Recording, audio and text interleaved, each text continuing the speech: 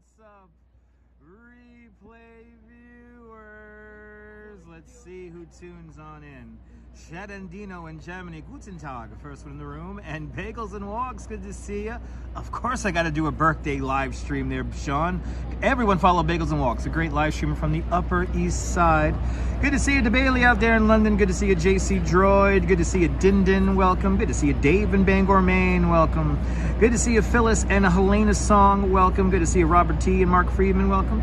Good to see you, Arjan and Donna Lynn. Welcome. Good to see you, Tom Constantine. Welcome. Good to see you there, Jerry. Mark Friedman, good to see you. Good to see you, Colleen. Welcome. Good to see you, Em Zambrano. Welcome. Good to see you, Micah back home. Good to see you, Dave in the great state of Georgia. Welcome to all of y'all beautiful people, and hello, replay viewers. Welcome to the World Trade Center here in Lower Manhattan. Same as it ever was. Good to see you from Rotterdam out there in the Netherlands. Good to see you, George H. Welcome. Oh my God, it's the holiday that nobody knows is happening. Well, a few people know it's happening. My fellow tour guides know that it's happening. But for me, it is legit a holiday today. And today is the Brooklyn Bridge's 140th birthday. And we're going to talk about all the stories of the bridge, almost all the stories. And because there's so many to tell. Good to see you, RJ, out there in Colorado. Welcome. We're going to sing happy birthday when we get to the center span of the bridge. And I'm going to try to act crazy and try to get a lot of random people to... and we're also going to... For some of the vendors who I don't necessarily like, the turntable guys. If the turntable guys are out, we're going to ask the turntable guys if they know what today is. So yeah, it's going to be a funny episode. I may trigger some humans. You never know. We're living life. It's 73 degrees here in... well, across the river out there in Brooklyn. It's a beautiful day here in New York City. 73 degrees Fahrenheit with the wind coming out of the south at 5 miles an hour. The relative humidity is 35%. Good to see you, William. Welcome. Good to see you, British Gray. Welcome. I hope everyone's having a great afternoon. We have more than 50 people tuned in. That's a beautiful thing. Good to see you there. Sally Sipico, welcome. All right, let's do it. I am all full of, what did I have for lunch today? I just had some tuna fish and iced tea. So I think the sugar in the iced tea is kicking in. Let's do it. This is it, baby. Good to see you there. What's good to see you, Brian Davis? Good to see you, Michelle King. Good to see everybody. 140 years old. We'll get to the Brooklyn Bridge in a little bit. Let's build audience. We gotta see new art. We gotta see new art, people. We gotta see new art right here in the shadow of the Oculus. We have this amazing art piece by, was it Gillian Millie? Look at this guy. Oh my goodness. They're some of the first people to hang out with our new friends. They're gonna be here all summer. Good to see you, Susan. Happy birthday to the Brooklyn Bridge. Gillian Mark and their all new art piece that is taking over the Oculus Plaza here. Look how cool is it? They're just hanging out having coffee. They're just hanging out having coffee. Good to see you, Marty, out there in Norway. Welcome. How cool is this? Having his coffee. They're both having their coffees. My new friends for the summer, they're going to be here until I think September. So they were literally planted here like an hour ago, 2 hours ago. Good to see you, Neil, out there in Flatbush. Welcome. Oh, so cool. Let's see. We got some more down here. Good to see you, Ramona. Welcome. Oh my God, Bagels and Walks. You know, I saw renderings of these guys a few months back. The renderings don't do it justice. They're way too cool. Gillian Mark knock it out of the park once again with their art. Over next to the Alamo at Astor Place, they had those two rhinoceroses that were like balancing off of their backs. And yeah, remember the hippo ballerina in Grand Central? Oh, this is so freaking cool. Oh, they're playing chess. Look at this.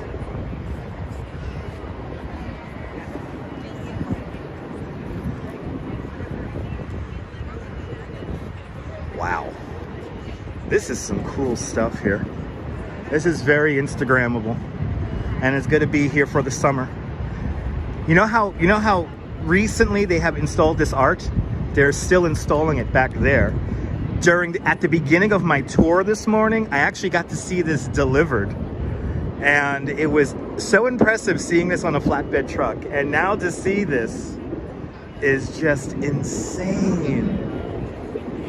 Let's see, this has an interesting name. What's the name of this guy here? White Rhino was sticking ahead with Dogman's encouragement.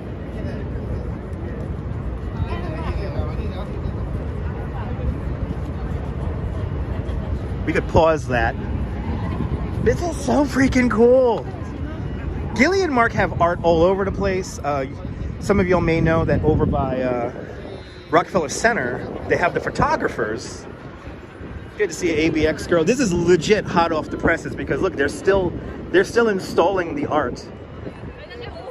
I got to see this on a flatbed truck this morning, and it was so freaking impressive. Look at this! Oh my god! This is so freaking cool. Oh, this is very impressive. Holy crap, this is so neat. Whenever people ask, like, is it worth it to spend all this money living in New York? You know what I say? Abso-freaking-lutely.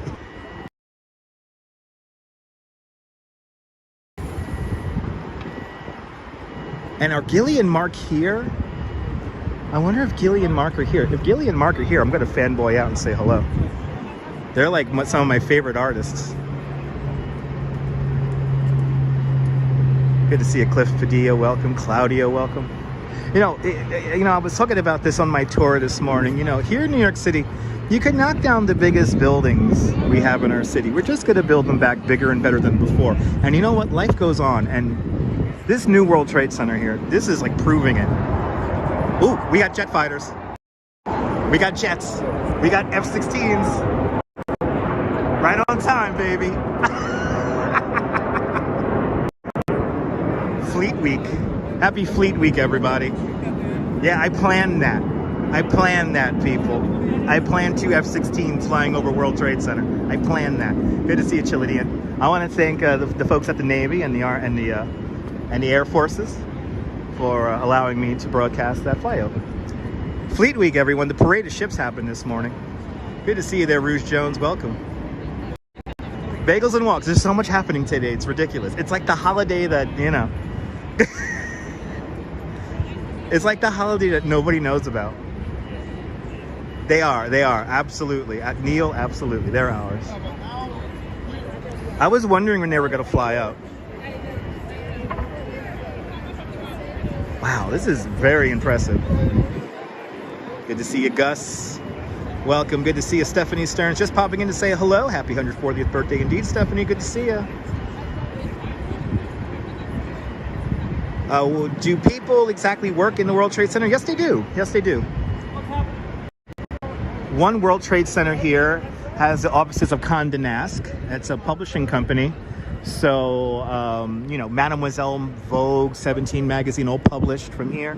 And in number 3, this is number 3 World Trade Center. 4 is behind it. You have Spotify, and Spotify and Uber have offices in either one of those buildings, respectively. And then lots of offices for the Port Authority of New York and New Jersey. And also the MTA has some offices in here. And a whole bunch of like law firms and stuff like that are also here. Good to see a Metalhead Warrior. Welcome. This is impressive. This is impressive. This is so freaking cool. Ralphie, welcome. No need to dunk. No need to, it's okay. It's okay. People dunking out of the camera. It's okay, guys.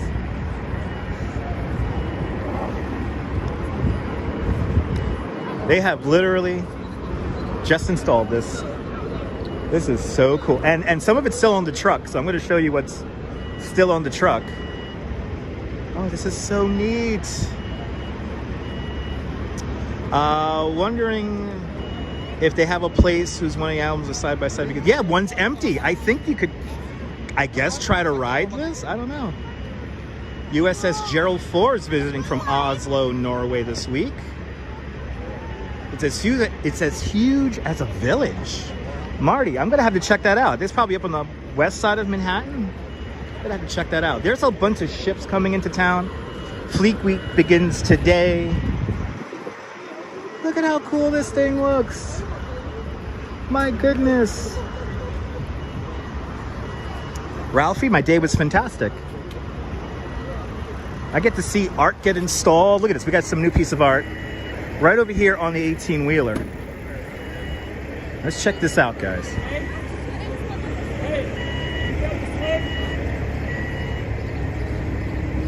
This is some of the yet to be, and this is the last piece here to be installed. A wildlife for wildlife. I love the title. Good to see you, Tamara. Out there in Texas. These are beautiful. They're made of bronze. They're no doubt incredibly heavy, considering they need a crane to install this stuff. But it's going to be here for a hot minute. So if you're out here during summertime, come on out.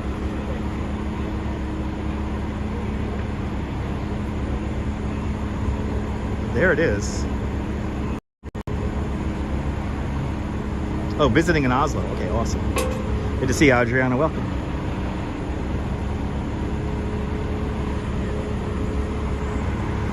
Oh, man. Well, I tell you what. Life goes on here in New York City.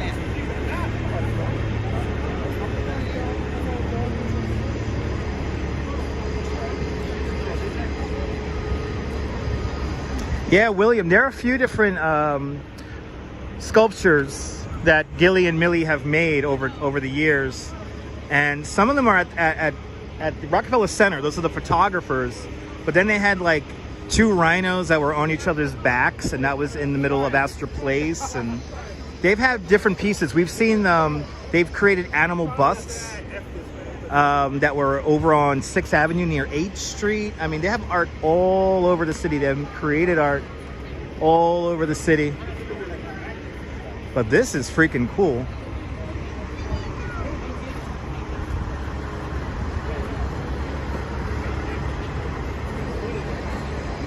Wow, guys. And yeah, you got a seat. There's a seat there. Look at that, guys. Wow.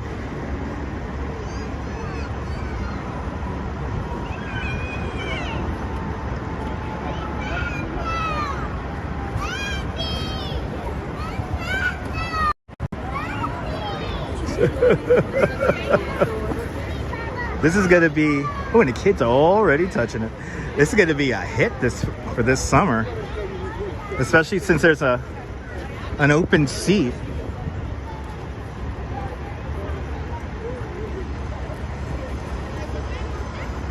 And they're already climbing it.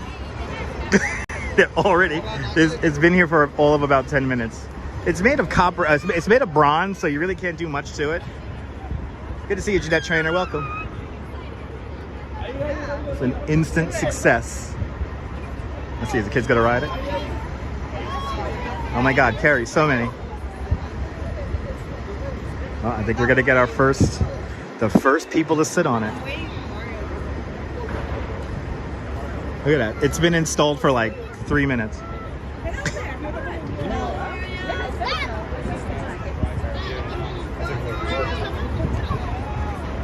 There you go. There's the first guy to ride it.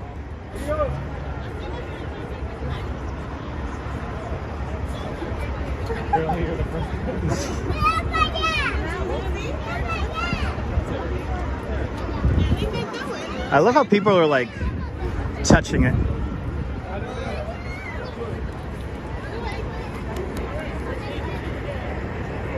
Wow. And it's still not done yet. I think the ice has been broken. You're more than welcome, Sandra Ann. Good to see you, Lynette. Good to see you, Curious Raven. You know, that's the magic of some art pieces. They're by default, they're interactive. So, Gary Carpenter, welcome. And kids don't want to be on it. Kids are being... I love this. It's like barely a minute old, barely 10 minutes old, and people are enjoying it already. Good to see you, CB Earth Day. Welcome.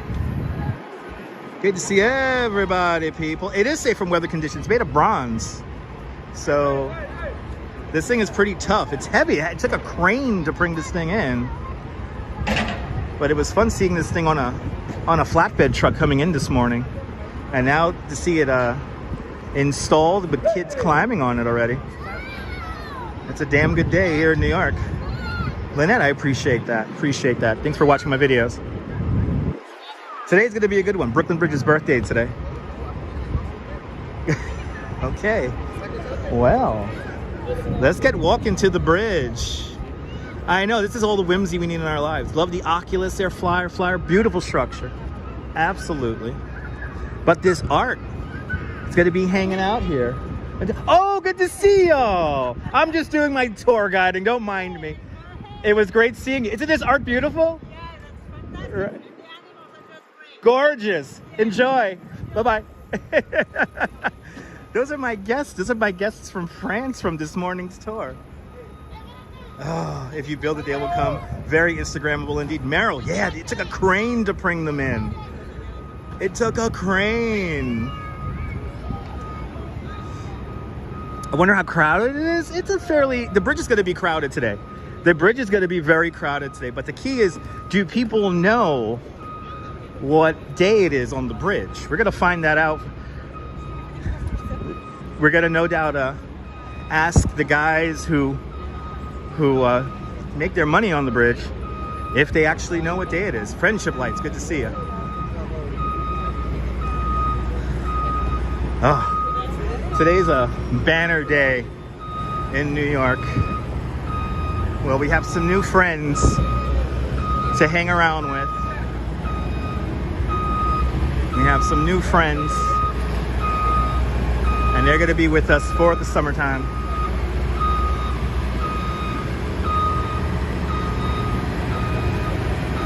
Well, it's not necessarily bridge trivia. I mean, if you know what day it is, you should know what day it is. You know what I'm saying? Anyway, let's get moving here. It is a damn beautiful day here in New York. It is a damn beautiful day here in New York, I gotta say. My tour this morning was so great, good energy, and I hope I transmit some of that good energy to everyone watching from all around the world. It's a beautiful damn day, and I want you guys to enjoy it with me. I actually got to meet a Roger Still, and he was a viewer, friend of the channel. Roger Still, and he was out in Brooklyn Bridge Park this morning, caught me doing my bike tour, and oh my god, I'm so happy Roger's out experiencing this beautiful day. Oh my god, you know, Bagels and Walks, I wish it was like this year round. Just let it be like this, like all year, and I'll be perfectly fine with that. Emanating from the street here, I am happy to report that the mice here along Fulton Street have elected a new rat pope. Havavis Papum. Havavis Papum. Havavis Papum. Absolutely, Micah back home. Havavis Papum, people. Havavis Papum. Good to see you, John. Welcome. Oh, absolutely, William. Appreciate that. Good to see you, Nebul. Welcome. Okay, a lot of people asking random questions already. Let me try to catch up here with the chat here. Okay. Steve Gonzalez, welcome. Much better than the art walk. Boss, this is going to be a lot better than the art walk, and we already have art in it. Good to see you there, boss. Welcome. Anyway. Let's have some fun today. Here in the shadow of the World Trade Center. Let's make our way over to the Brooklyn Bridge. Let's make our way over to the office. It's time to go to the office. Ionel, welcome. Let's walk through St. Paul's Chapel's cemetery here.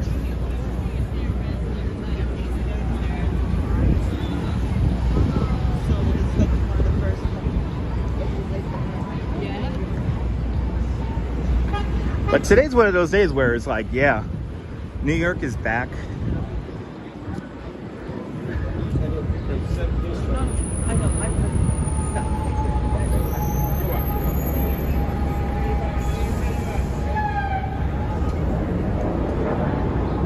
St. Paul's Chapel here.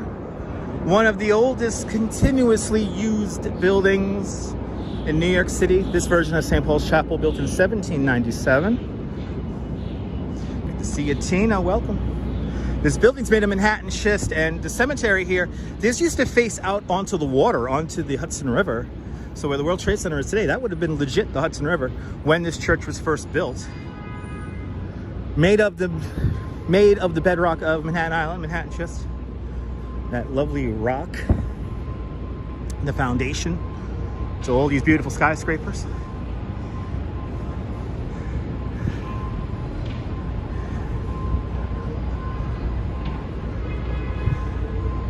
It's old, Meryl. Bella Hope, right over here, a gift from the city of London to the city of New York. Made at the same Whitechapel Foundry where they made Big Ben and the Liberty Bell. Only rung on September 11th.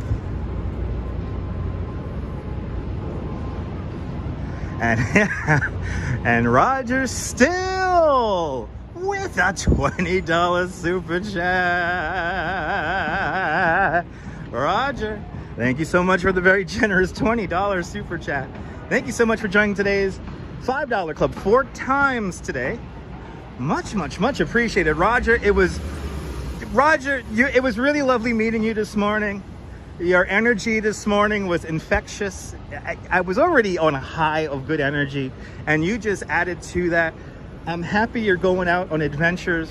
Never stop walking. Keep on moving. And enjoy the sunshine. Enjoy this beautiful day here in New York. It was lovely seeing you. I hope I run into you again. It's a big town, Roger. But I'm glad that you watch, and thank you so much for the very generous $20 super chat. Thank you so much, Roger. Oh my goodness. Good to see you, Lily. Welcome. Well, you have the technical issues from time to time, but so please be patient. But Roger, it was so amazing meeting you this morning. It was one of those days where everything was just going really, really perfectly fine, and I'm glad I got to meet you for a few minutes. It was really lovely.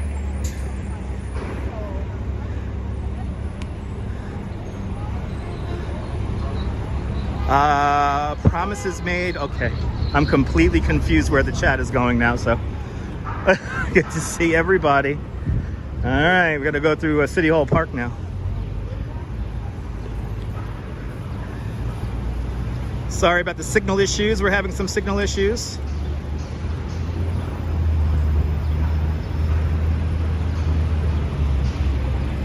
So please bear with me.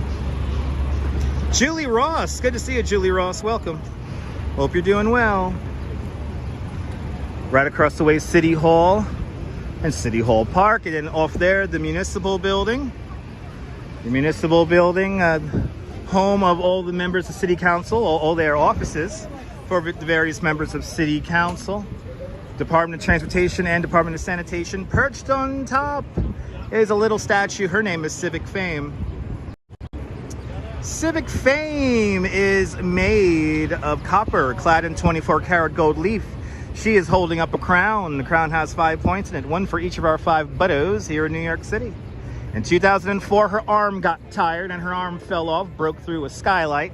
Luckily, nobody was hurt, nobody was killed. But in 2007, they raised her back to the top of a new municipal building. And fun fact, I was here on that cold winter day in 2007 when she was lifted up using a helicopter. It was an amazing sight. I got to see her flying, but it was amazing. As all the cars honk for the Brooklyn Bridge. Let's continue on here. I just missed the light. Did I miss the light? Yes, I did. Let's come around. We're gonna come around. We're gonna walk in the street like a real New Yorker. And boy, the trucks are making noise, and the city's alive today with cars honking. Roger, it was amazing, Roger. It was wonderful meeting you today. It was amazing meeting you. It was just, you know, Roger, it was like the energy this morning was really good, and, you know, the energy was good. The humans around me were good today. And and just meeting you was like icing and a cherry on top of the cake. You know, it was wonderful. Good to see you, Lilo Sorensen. Welcome. It was just really cool day today. So again, I've been saying this a lot. I am extremely blessed to do what I'm able to do.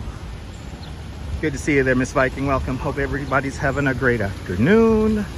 If I missed you, chat is kind of moving fast. But if I missed you, welcome to the show. Din Din, am I bringing back memories? The beautiful fountain. This is the Jacob Ray Moule, the fountain. Built to commemorate the opening of the Croton Aqueduct System. The Croton Aqueduct System, 1812.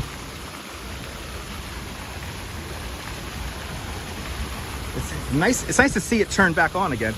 That's how you know it's summertime. It's coming, baby, it's coming. And in front of us, New York City Hall. New York City Hall, the oldest continuously operating city hall in the United States. The building was completed in 1811, opened up for business in 1812. The city extended just a few blocks north of Chambers Street, so when they built City Hall, it was quite opulent. They kind of ran out of money during its construction, so they finished the back of the building in brownstone because they thought the city wouldn't grow too far north of Chambers. Little did they know. Perfect day to jump into the fountain. Not that fountain. Sean, definitely not that fountain. I would not recommend jumping into the City Hall fountain. Wow, that's a wide variety of humans, Strawberry Fields. That is a wide variety of humans. Da da da da da da da da da da da da da. Anyway, we have 200 people. I think that's good enough to get onto the Brooklyn Bridge. John, yeah, no, the fountain's for the birds. It's for the beds. Yes. We have the Potter Building right across the street here, the red brick building. Potter Building, built in 1882, one of the first fireproof buildings in the world. Good afternoon, Neville from Toronto, and good to see you, Norman Roberts out there in Bangor, Pennsylvania. Welcome. Gotta love it, absolutely.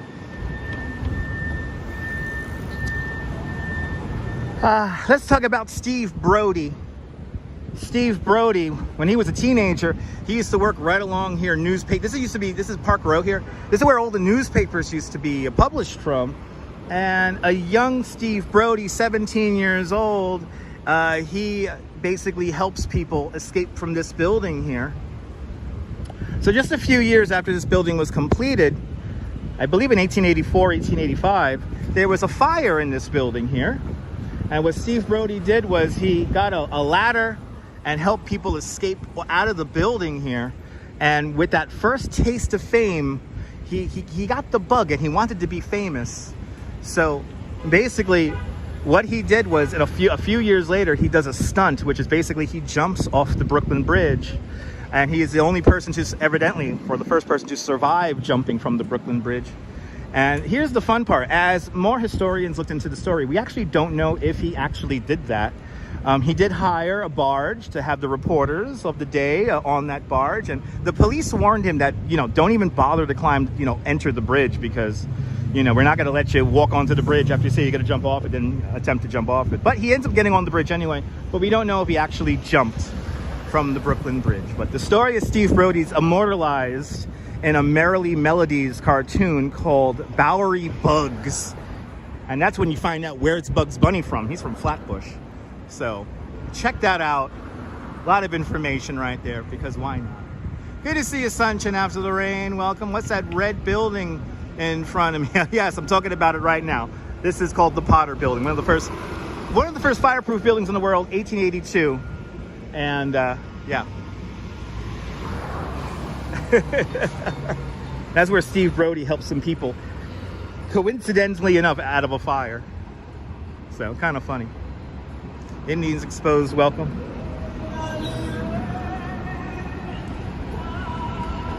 Neville, watch the episode Bowery Bugs, and you can find out two things: where Bugs Bunny lives and why Steve Brody jumped from the Brooklyn Bridge. He wanted to become famous, and after that, Steve Brody, like he lived off his infamy, regardless if he actually jumped off the bridge or not.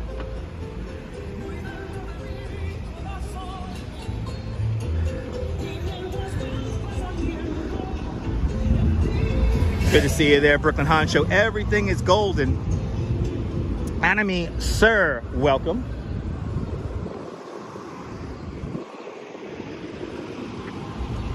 Let's catch up with the chat here.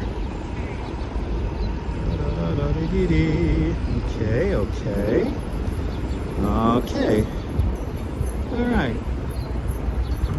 You enjoy your broadcast out there in Dresden, Germany. Guten Tag, Dresden. Good to see you, Rainier. Explains Bugs Bunny's accent, yeah. There it is, Bowery Bugs. Thank you so much, Neil. Esteban, welcome. There it is, Neil. Thanks for the link to Bowery Bugs. That's like legit one of my favorite Merrily Melodies cartoons. Good to see you there, Activity 79. Welcome to the show. And Meryl Yazla with a $5 super chat. Meryl got 5 on it. Thank you so much, Meryl, with the very generous $5 super chat. Thank you so much for joining today's $5 club. Much, much, much appreciated. Thanks for sponsoring the live stream. Wow, some people really self-important tourists passing me by. Okay, didn't know they were famous. Anyway. Oh my goodness. Thank you so much, Meryl, with the very special $5 super chat. Thanks for joining today's $5 club. Much appreciated.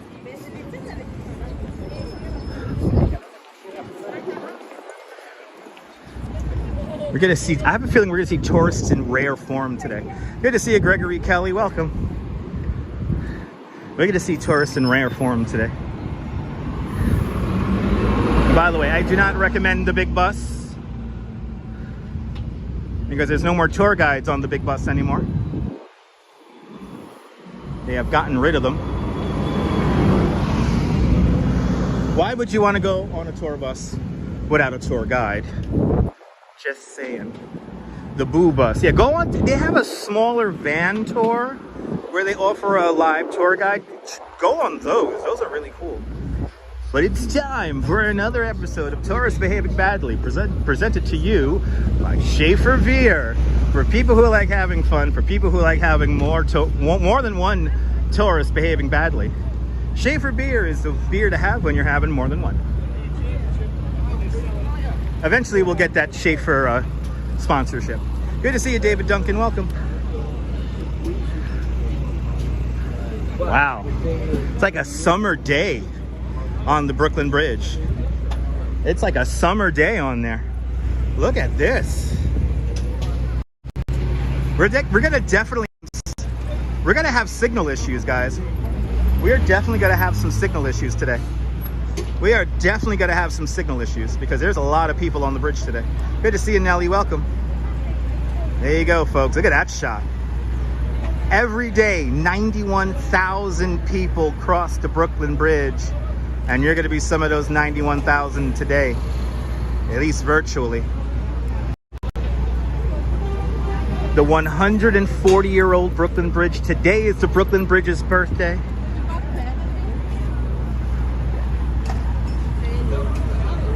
Today is the day, people. Happy birthday to the office. So right about now, 140 years ago, what's happening is that marching bands from all around the world are marching back and forth across the bridge in a days-long procession. The procession literally lasted all day, from 8:30 in the morning until like 7 o'clock, 8 o'clock at night. It was incredible. If there is any day I want to time travel to in New York City, it's the opening of the Brooklyn Bridge, May 24th, 1883. It's a busy bridge, same as it ever was, but not the most busiest bridge in New York City. That goes to the George Washington Bridge, where roughly 275,000 people cross that bridge every single day. 250,000 people cross over the George Washington Bridge every day. Ice cold water. The dollar guy is here, but I don't see my dollar guy. But his energy is still here, being recorded. Look how crowded this is. These tables here are going to totally kill somebody when there's a stampede here on the bridge. This is where the bodies are going to pile up. It's going to be right here. Today is a very important day in the bridge. Very important day.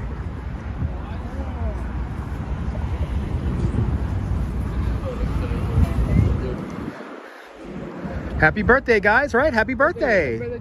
Yeah, no, it's for the bridge. Today's the Brooklyn Bridge's birthday. Does anybody know that? Yeah, today. Brooklyn Bridge's birthday, today. Let's see, they don't care. Today is totally today is a holiday that only I'm celebrating. Well, at least my tourists are celebrating with my group this morning. Yeah, no one cares. I mean, when the stampede happens and everyone gets caught up on these tables, then the attitude will change.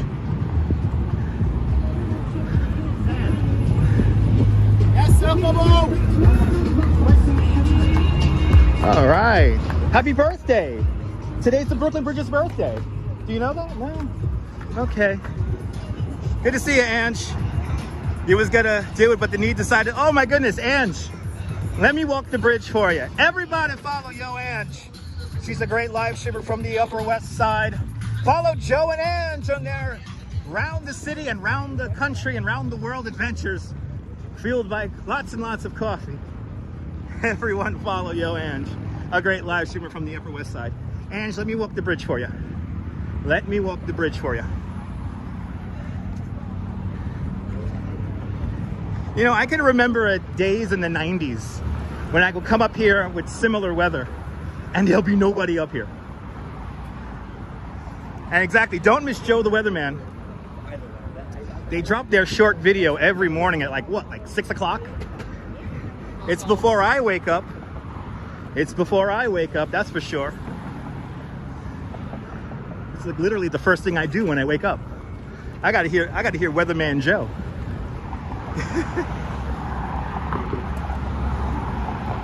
Good to see you, Eric. Welcome. Making our way onto the 140-year-old Brooklyn Bridge. Here are the statistics. Statistics, as they're called, I think, for the Brooklyn Bridge. Well, that's the wrong graphic. We want this graphic. We want this graphic. There you go.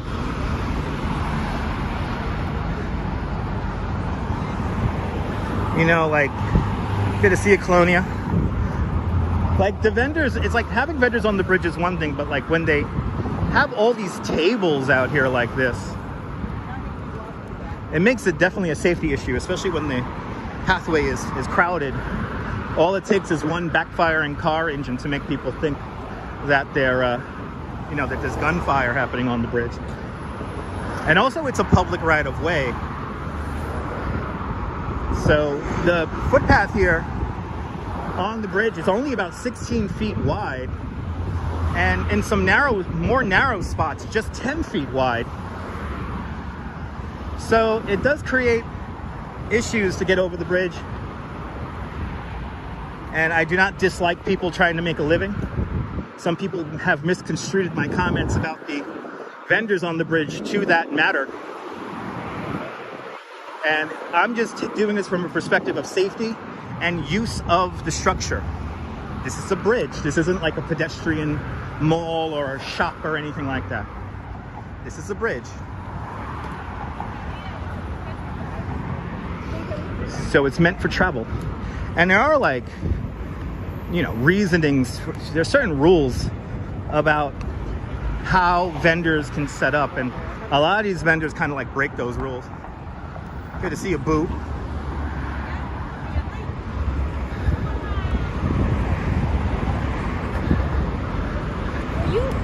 Had a parade of ships this morning. A winged Jupiter. If you understood the engineering behind the structure, you wouldn't be saying that. The Brooklyn Bridge is over-engineered to a factor of 6. So that means it could take its entire weight 6 times plus. And as John Roebling said when he designed the bridge, with proper maintenance, this bridge could easily last 1,000 years. Good to see you, Travis Weeks. Welcome.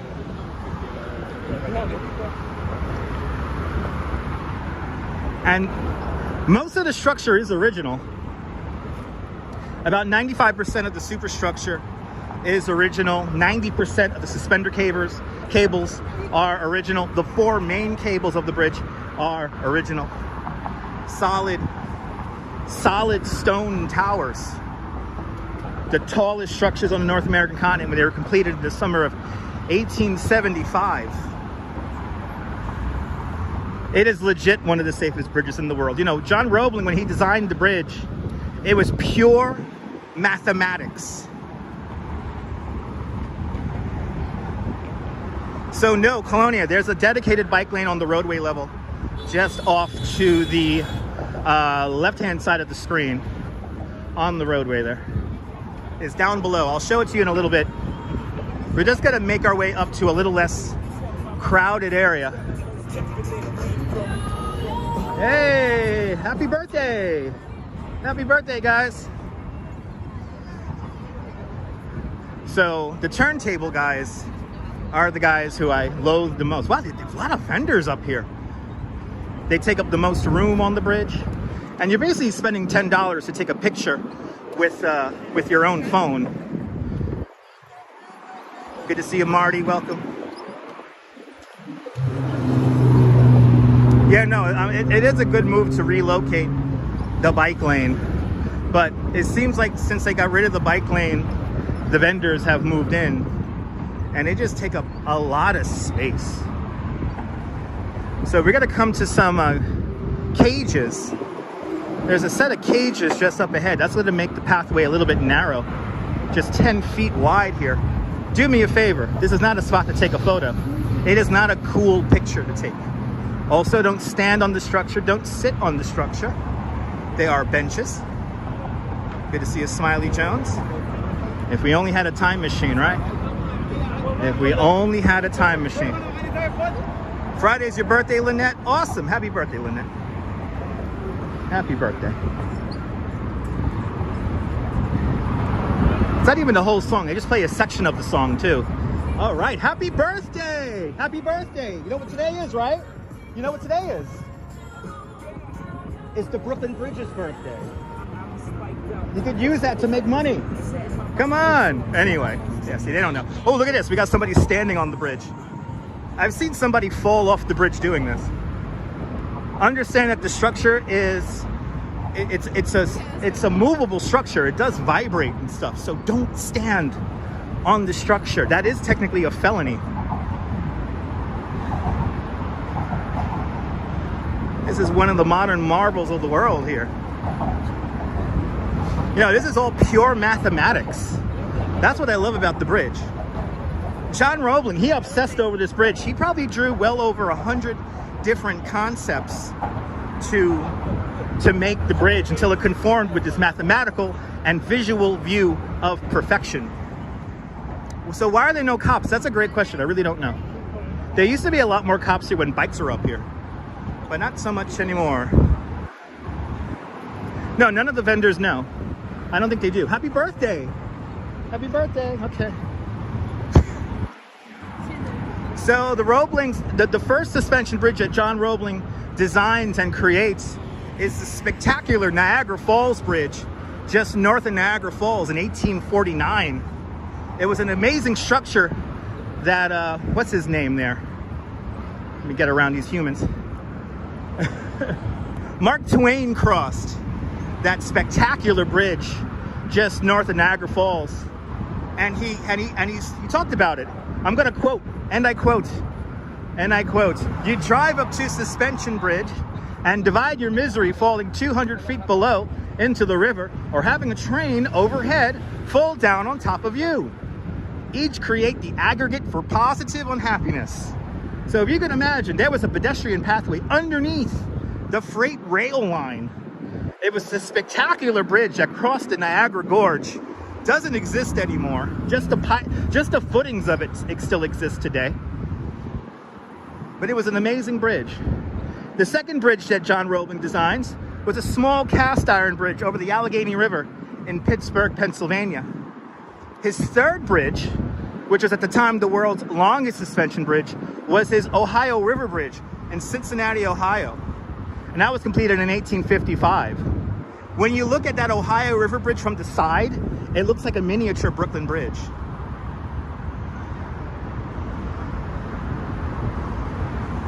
Good to see you, Mish. Welcome. Good to see you, Osmeg.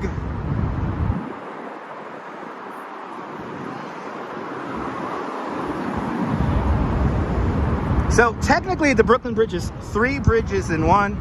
It's a suspension bridge, but then we have the cables here that come at an angle. Cable stay bridge, and then the superstructure is a truss bridge. It's a truss I-beams here. But 90% of these cables are original. Now look, you can move this one around today. It's a little warm, so you can move it around ever so slightly. Now, John Roebling didn't invent the process of creating steel cables, but he refined the method of creating them. And he made these ropes of high strength here, pencil thin cables bound and then twined around steel hemp rope. So the hemp rope was the base, and then he twines the steel wire around that. But John Roebling, man, he was a legend. Good to see you, Tina. Now, I'm just gonna get in here because it's today and I don't give a shit. So here it is. This is the dedication plaque for the bridge. Today is the day. Happy birthday, guys. You know what today is, right? How old is the Brooklyn Bridge? Do we know? It's today's birthday. Don't go by that. That's incorrect. That's the reconstruction date. This is 1869. Construction began in 1869. When did they 1883. 140 years old. Today. Wow. But this is the dedication plaque up here.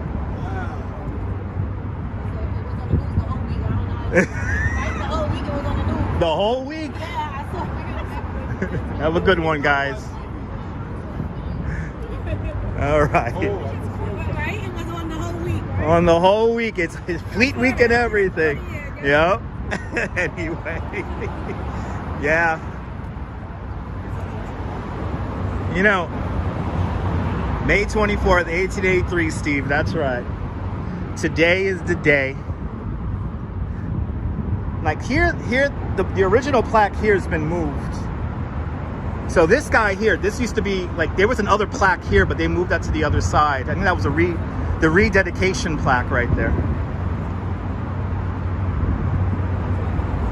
But I wish we could, you know, these were the tallest structures on the North American continent when they were completed in the summer of 1875. The week they completed this tower of the Brooklyn Bridge, General Custer lost at the Battle of Little Bighorn. My goodness, happy birthday, man. Happy birthday. Today's the birthday of the bridge. 140 years old. Make some money off that information, you know? Yeah, okay. Anyway, we're just gonna keep. Nobody got the fucking memo today. Nobody got the fucking memo. But then again, I am the storyteller of the bridge. I do consider the bridge my office. And this is a damn good office, I have to say. But now, you know, once we walked onto this pedestrian pathway here, this has never changed its position. So on opening day, the pathway, this footbridge here, was in this exact location. So when you see photos of this, you're walking in right about here. This is where Frank Sinatra sings the song Brooklyn Bridge in the movie It Happened in Brooklyn. He's walking right here in this direction. Right here. I mean, I could feel Frankie's energy right here.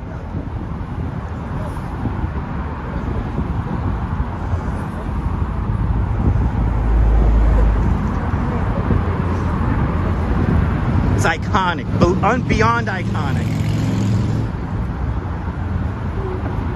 No, a lot. Friendship Lights. It's one of my favorite movies. It happened in Brooklyn. You can watch that for free, by the way, on archive.org. But how did Roebling determine how wide to make the bridge?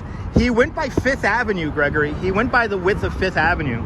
So with the sidewalks, with everything, this is how, and this is the original 5th Avenue, obviously, so when it was still pretty much a dirt road. But this is what he was going for, the width of 5th Avenue. Also understand that the automobile's not invented yet. So when the bridge first opens up, the inner lanes were for cable cars that just went back and forth across the bridge. The second middle lane, that was for trolleys that took you into the cities of Brooklyn and Manhattan or New York. And then the outer lanes were reserved for horse wagons. In the 1920s, the bridge was converted for automobile use. Now, I know, right? Roebling would never realize. Absolutely, Ange, absolutely. So, as construction, you got to understand, this thing took 14 years to build. As construction wore on, Washington Roebling, the son of John Roebling, managing the Brooklyn Bridge's construction over in Brooklyn Heights, as the structure is coming together, he notices that the bridge is flexing just a little bit too much, and he has to stiffen the roadway. So we have these cross trusses here. The cross trusses at the roadway level here, below the I-beam, these were original to John Roebling's plans, but the truss structures above the I-beam, these were retrofitted into the superstructure some 11.5 years into construction. So just about 3 years before the bridge opens, they retrofit these cross trusses into the superstructure. He stiffens the roadway, and then unknowingly, he gets the bridge ready for this weird invention called the automobile.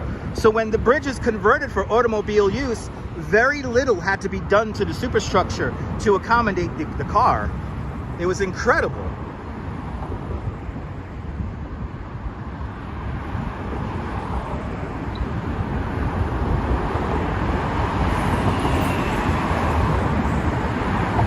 Just so. I love my Brooklyn Bridge. You know, I would have liked the Verizon Bridge more, but Verizon Bridge doesn't have a walkway over it. So do me a favor, if you come to New York, don't do this shit. So these are the locks of love here. Some stupid movie from France here. They started this tradition here where people started locking locks to the bridge, and the weight of the locks is not the issue. It's the fact that the locks bang around and chip off the paint. And the paint is the first line of defense against corrosion. So you're destroying the bridge when you do this. The original bridge where they started doing this nonsense was a footbridge over the River Seine, and the weight of those locks actually partially collapsed that bridge. Pretty funny.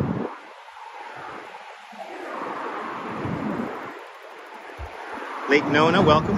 Yeah, Jerry, every like 2 months, the Department of Transportation comes up here with bolt cutters, and no doubt all these relationships solidified with locks are being dissolved. They're breaking up. Anyway. Young Frank Sinatra, and my favorite, Jimmy Durante. Yes, the keys are thrown in the water. Isn't that nice? They even like polluting the ocean. Or maybe somebody down below is getting a key to the head. It's okay. Another turntable. Good to see you, Timbo. Happy birthday to the Brooklyn Bridge. 140 years old today. We're coming to the expansion joint of the bridge, and to be honest, I have never seen vendors this far up close to the expansion joint.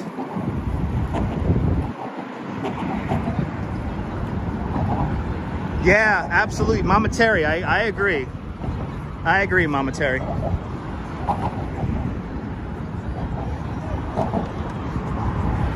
But here it is. We have made it to the expansion joint. This is how you get a good idea of how much this bridge moves over the course of just a few hours. It moves quite a bit here. You can even see how much the oil has been displaced today. You can see where it started this morning, and now it's come all the way back to here.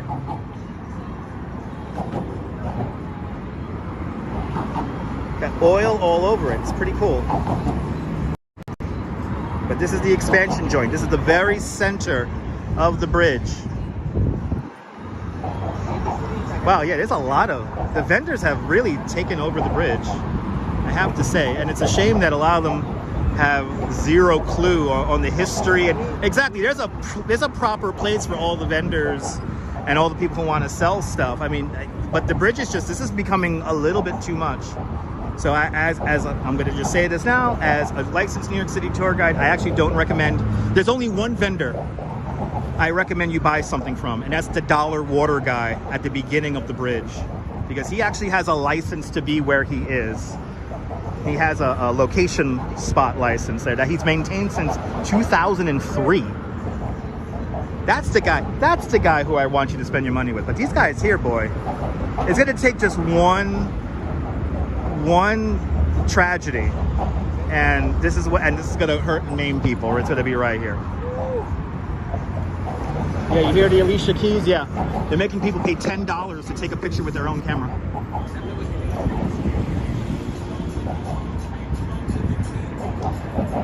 Yeah, they cleared them out. They came back tenfold, pretty much.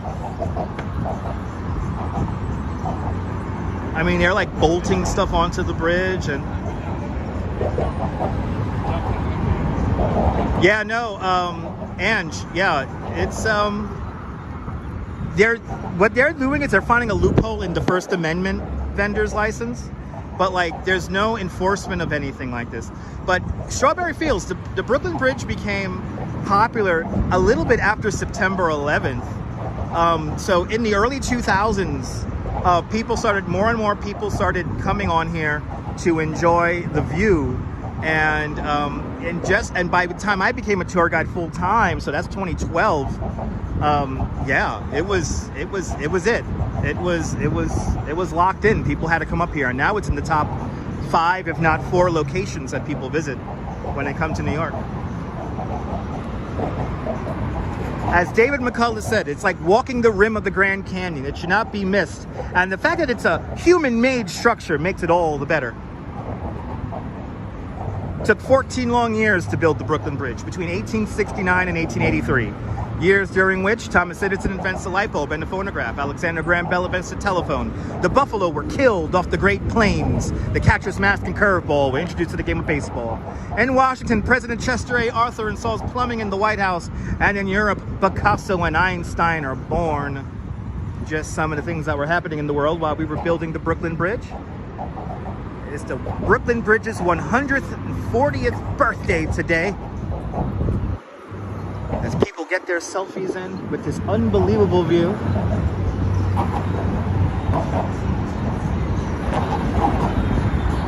No, 1997, Mama Terry, was a wonderful time to walk over the Brooklyn Bridge. It wasn't crowded, not like this. Good to see you, Jim. Happy birthday to the Brooklyn Bridge.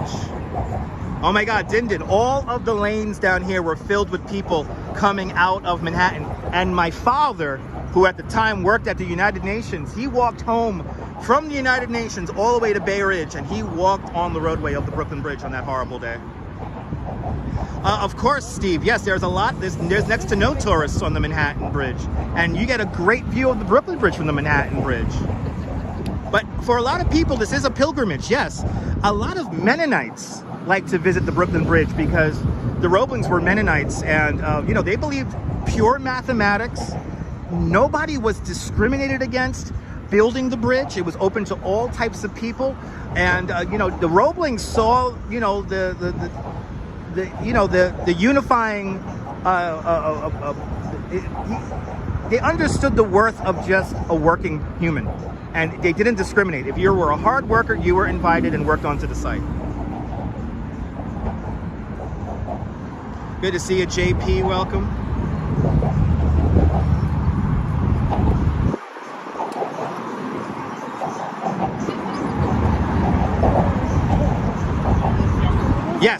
Yes, there is an expansion joint on the roadway level. Yeah, it's right down there. There's expansion joints that go across the whole structure here, but obviously this one here we can see the closest. Got the oil on it and everything, and But you come here in the wintertime and you can really see it move.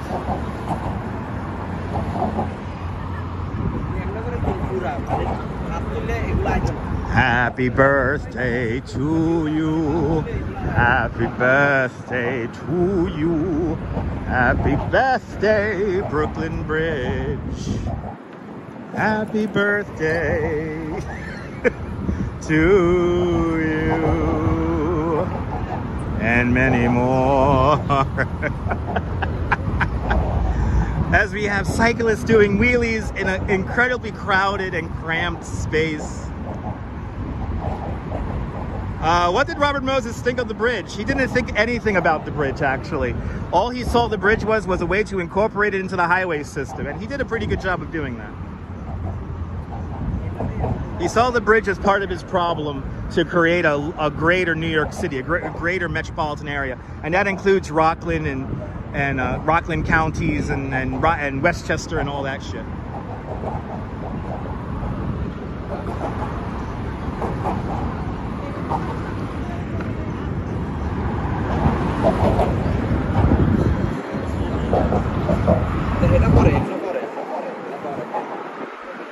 Wow, yeah, these vendors really killed a shot.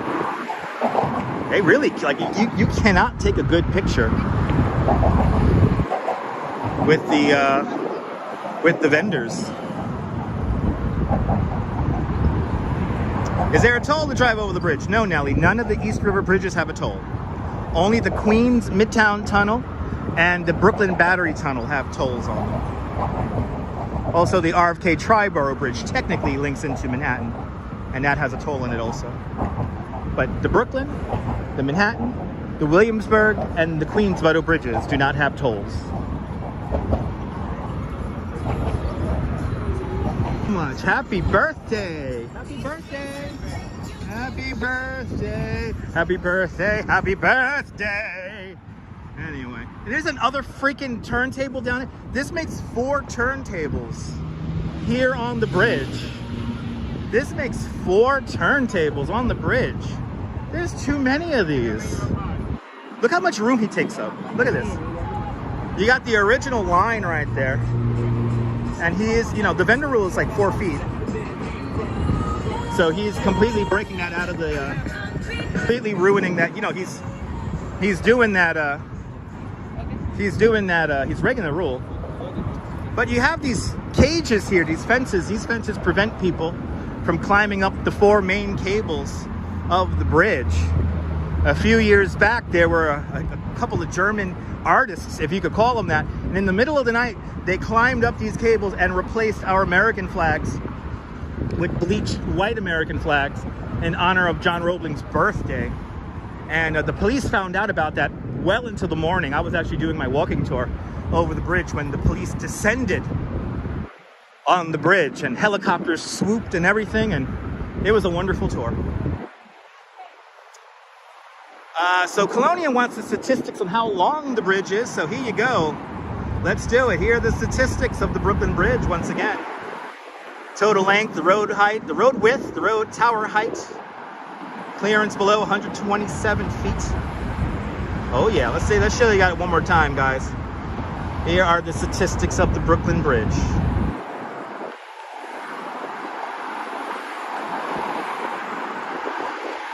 There you go. I like to say John Roebling, he designs the bridge. The son, Washington Roebling, he places the bridge where it is. Washington Roebling nearly killed by Caisson's disease. We now know that today as the bends. Of course, John Roebling, he's killed 2 weeks into construction of the bridge down below at Fulton Ferry Landing. 2 weeks into construction of the bridge, John Roebling and his son Washington doing survey work, trying to figure out where the towers were going to stand and where the anchorage was going to go. And they were standing right at the edge of the ferry dock. A ferry boat came into dock as John Roebling and his son Washington stepped back to allow the ferry boat to dock. Unfortunately for John Roebling, his foot falls through a broken wooden plank. His foot then gets wedged in the pier. The ferry boat comes in and crushes his foot. John Roebling was a hydropathist. He believed that water cured everything. against the wishes of his son, Washington. Washington Roebling, fresh from the Civil War, saw some real horrible stuff. I mean, Washington Roebling fought at the Battle of Gettysburg. And yeah, so he saw some amazing stuff. He saw some horrible stuff. And he was like, Dad, you got to amputate your foot. You got to die of gangrene. John Roebling's like, no, no, no, water will cure me. And John Roebling proceeds to cure himself by drinking mineral water and pouring ice-cold water on his open wound. Needless to say, 18 days later, John Roebling dies of the most agonizing bout of tetanus and lockjaw. So now entered the son, Washington Roebling. Washington Roebling, his father's favorite apprentice. He was a genius just like his father. He was formally trained as a mathematician, an engineer, an architect, amongst many other trades. And he was assumed all the responsibilities of building his father's bridge. And he was quite young at the time, just 32 years old. But about 2.5 years into the construction of the Brooklyn Bridge, Washington Roebling gets a very bad case of the bends. Back then we called it Caisson's disease because we really didn't understand what was the effect on all that air pressure on the human body. So Washington Roebling, for the duration of the Brooklyn Bridge's construction, he is paralyzed from the waist down. And he's no longer able to personally supervise the bridge's construction. For a duration of the bridge's construction, Washington Roebling manages it from his bedroom window in Brooklyn Heights. So after that, who steps into his place? His wife, Emily Warren Roebling. Miss Emily Warren was the sister of the general that Washington Roebling served under. Quite an educated woman for her time. She is the one who really builds the Brooklyn Bridge. She's called the soother of hurt souls.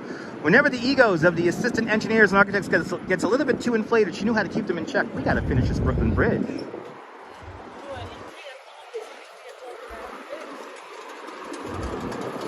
Happy birthday, guys. Happy birthday. Happy birthday to you. You know, not for me. You know what today is? Today's the Brooklyn Bridge's birthday. Oh, yeah. It's 140 years old today. Okay. I hope they get rid of the vendors. Anyway. I'm just gonna troll people now. I don't give two shits. Anyway. You know, CB Earth Day, the story of Miss Emily Warren Roebling is the story of being an American. She wanted more out of life, and more importantly, she wanted to give back. Miss Emily Warren Roebling, a woman of infinite tact, as Washington Roebling very famously said in his memoirs, she's my eyes, my ears, my good right arm, and the only company I could actually tolerate.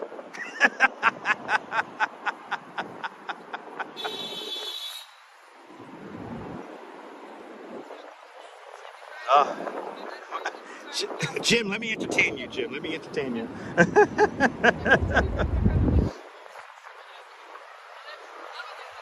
Miss Emily Warren Roebling, an incredibly educated woman for her time. She basically self-taught herself everything you need to know to build the Brooklyn Bridge. So she taught herself advanced mathematics, architecture, engineering. She also knew how to talk to the assistant engineers and architects.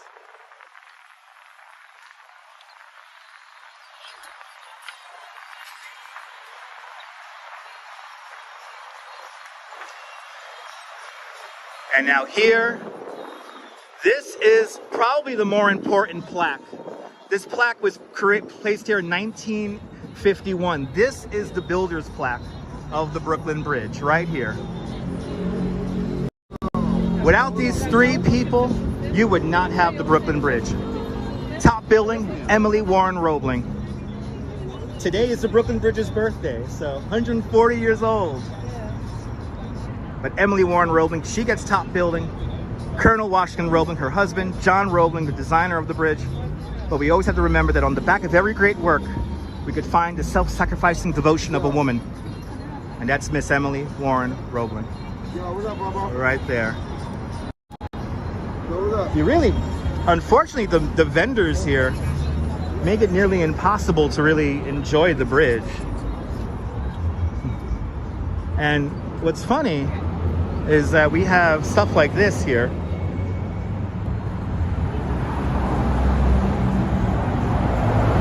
People really don't adhere to that.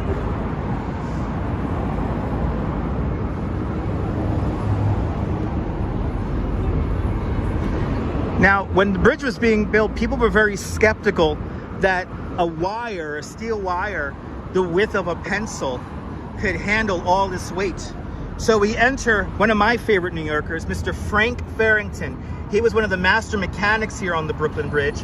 And in 1867, when the first traveler wire went across the towers, he decided to do a stunt, and he basically hooked up, it was a hook on a freaking piece of wood.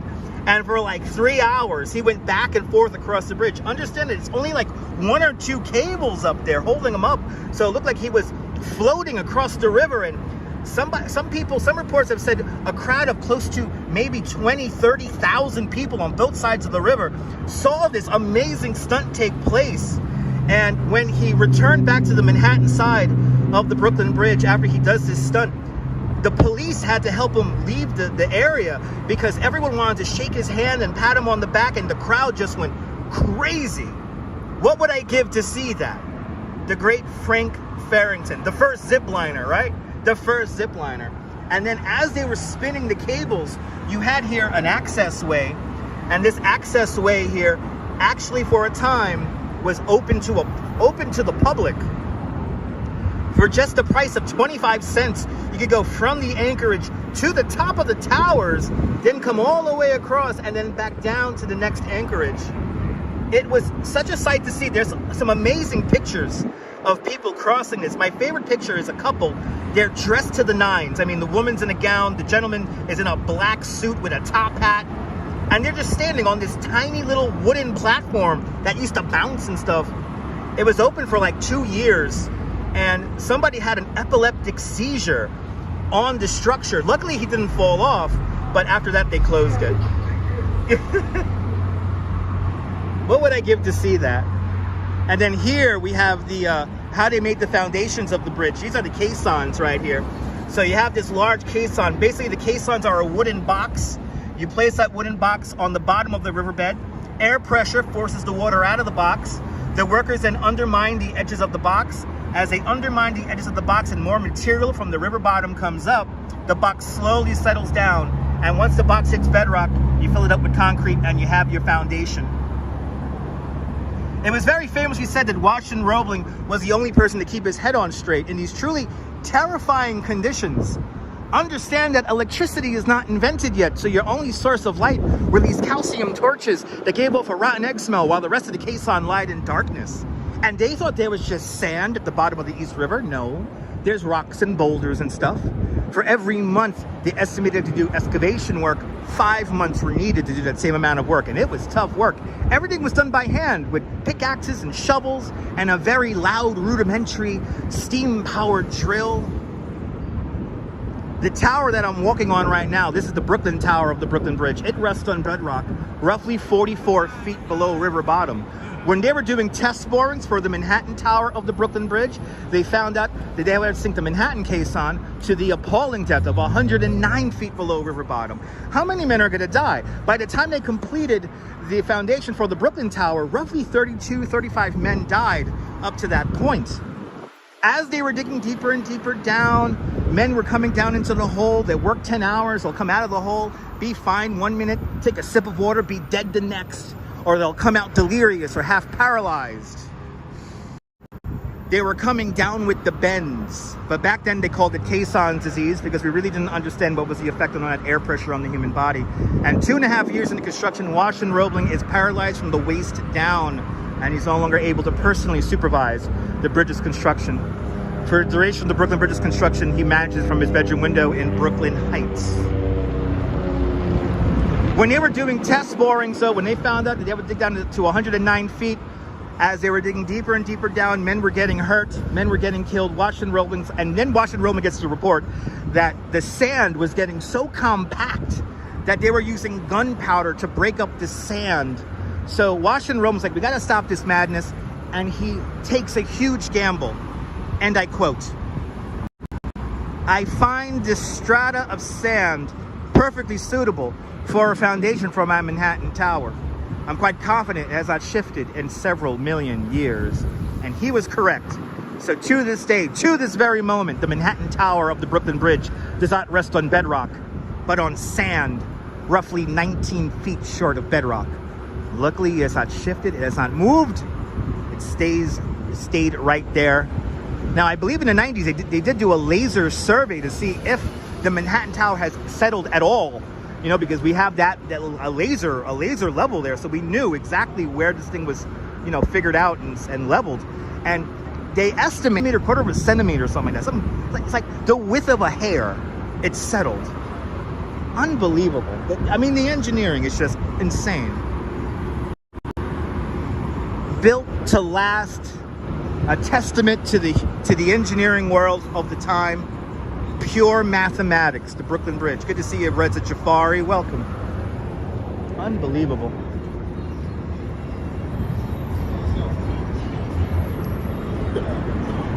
I always tell my tourists that I could be on here for 3 hours telling them stories of the bridge. And today on this YouTube, we will be telling stories about the bridge for the next 3 hours.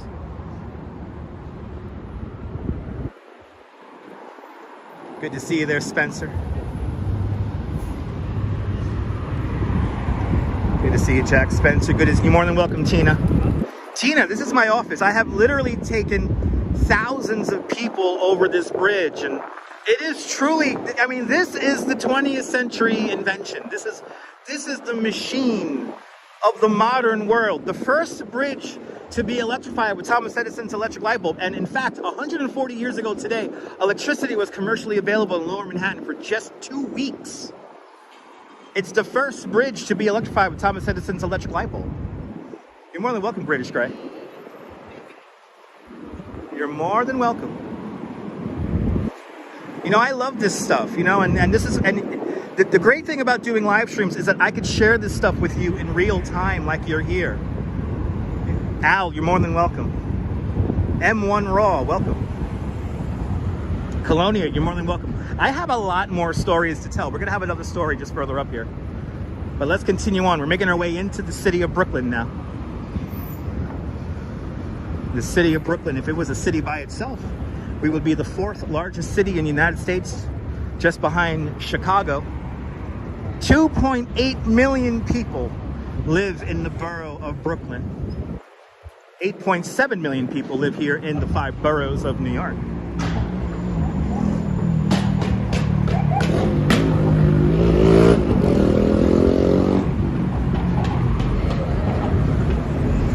I guess the Department of Transportation people aren't getting rid of the vendors, I guess. I guess they're allowed to hang out up here. I guess. Happy birthday, man. Happy birthday. Oh, he's looking back. He's looking back. That was funny.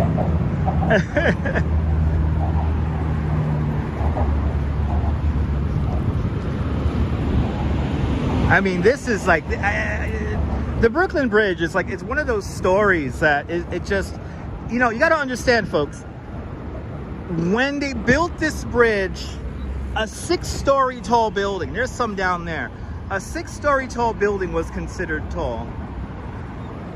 So to see a structure this large, it must have been just crazy. It was like walking on the moon. Everyone had to walk over this bridge when it first opened. Good to see you, Linda. You had tears in your eyes. Oh, you're more than welcome, Linda. Glad you're enjoying. You do get some of the best views of the city on the Brooklyn Bridge, Brian. I have to agree. Sister Yoshi, good to see you. Well, all right. So, Jack, let's talk about the cash stuff envelopes for Tammany Hall. So, even though, and good to see you there, Veronica Lynn. Welcome. It's your daughter Emily's 15th birthday. Veronica Lynn, happy birthday, Emily. 15 years young, baby. On this, she has a great birthday. Brooklyn Bridge's birthday, my goodness. Unfortunately, Gregory, nothing's happening today for the Brooklyn Bridge's birthday. No fireworks, no nothing like that. There is going to be a special walk over the bridge, I believe on Saturday, and Brooklyn Bridge Park is hosting it. And actual living Roebling, the great-great-grandson of Washington Roebling, will be leading this walk over the bridge, and that's going to be on Saturday. But nothing today, unfortunately. But let's talk about Tammany Hall. Let's talk about corrupt politicians. Strawberry Fields asked, how did they pick this specific spot to place the bridge? Strawberry Fields, it was a few different factors, but basically, in a sense, the narrowest area of the river was decided to place the bridge at, but then also they had to figure out the approaches, and the approach from the Brooklyn side was a little bit more precarious than the Manhattan side. The Manhattan side, you had to deal with, you know, there was already like people living there. It was one of the worst neighborhoods in the city, called the 4th Ward, was basically leveled to create the anchorage for the Brooklyn Bridge on the Manhattan side. So you had a lot of businesses over there, and then once they got the bridge over to the Brooklyn side, then they had to figure out how are they going to land the bridge onto the Brooklyn Heights, because the Brooklyn Heights here is a hill. So like obviously your climb from the Brooklyn side, you don't climb as much from the Brooklyn side as you do from the Manhattan side. So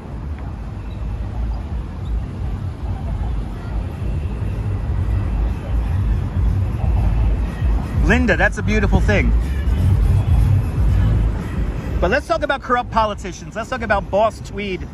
Now, John Roebling wins the contract for the Brooklyn Bridge in 1867.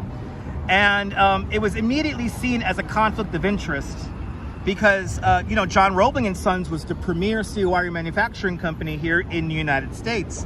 So a lot of politicians, Boss Tweed was the main one, William Marcy Tweed, he basically objected to the fact that the Roebling company would be given the contract to the bridge to furnish the wire, because of course you're going to build this massive bridge and then you're going to furnish it with your own cable.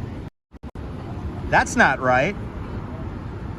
So the initial contract to create the 4 main cables for the bridge originally went to a very unscrupulous wire manufacturer. His name was J. Lloyd Hague. And J. Lloyd Hague wasn't exactly the nicest guy. What he did was he kept on resubmitting a good splice of cable into the test cables, and while bad cable got worked into the 4 main cables. And what happens was, while they're spinning these 4 main cables here, one of the cables snaps, and immediately it's sent to Washington Roebling in Brooklyn to inspect it. And Washington Roebling is just furious. He says, and I quote, "It's as brittle as glass, the most dangerous material, and the fact that it's worked into my cables, I cannot work it out."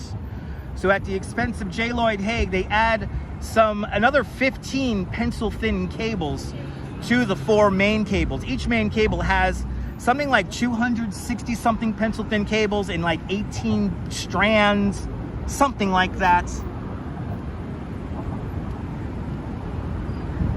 But it's over-engineered. So the cable that snapped was only over-engineered to a factor of 5 as opposed to 6. So it's still very, very safe, but there is bad cable in the 4 main cables of the bridge because of William Marcy Tweed.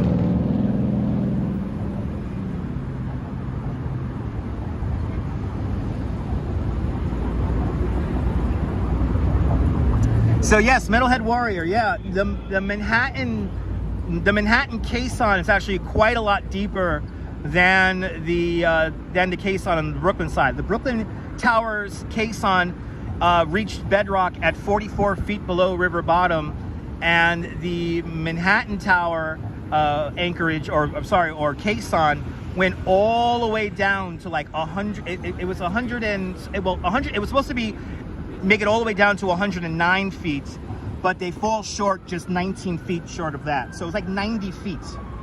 And understand that even though it's on sand, the sand was really hard. It was like concrete, and they were using gunpowder to break up the sand. And yeah, Washington Roebling says, and I quote, "I find this strata of sand perfectly suitable for our foundation for my Manhattan Tower. I'm quite confident it's not shifted in several million years."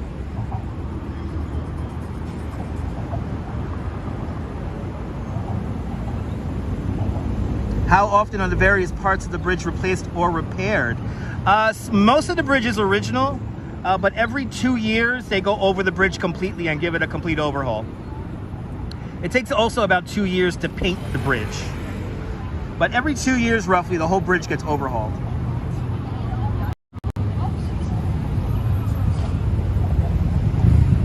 So a very sad news that Timbo has relayed to us. The sad news that Tina Turner, the great, has passed away. May she rest. Tina Turner, everyone. You know what, Dave? Boss Tweed is legitimately one of my favorite politicians because he was just that corrupt. So no, Metalhead, they used gunpowder. So what they did was they blasted little chunks of the ground out. So they didn't do a controlled blast. It was more like they were chipping away at it. Very similar to how they sculpted the rock in Central Park. They used little bits of gunpowder to chip away against the sand.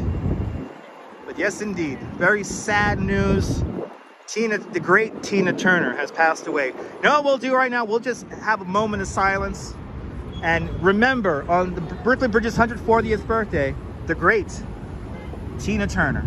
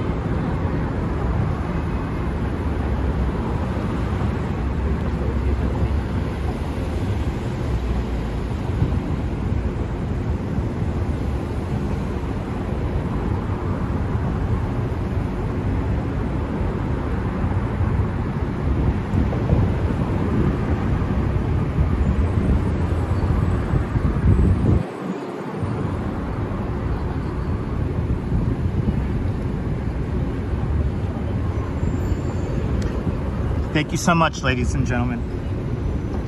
And Nadine Smith with a $10 super chat.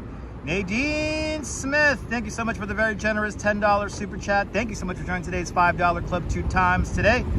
Much, much, much appreciated. Happy birthday to the Brooklyn Bridge, 140 years young. Yes, indeed. Thank you so much, Nadine Smith, with the very generous $10 super chat. Much appreciated, Nadine. Much appreciated.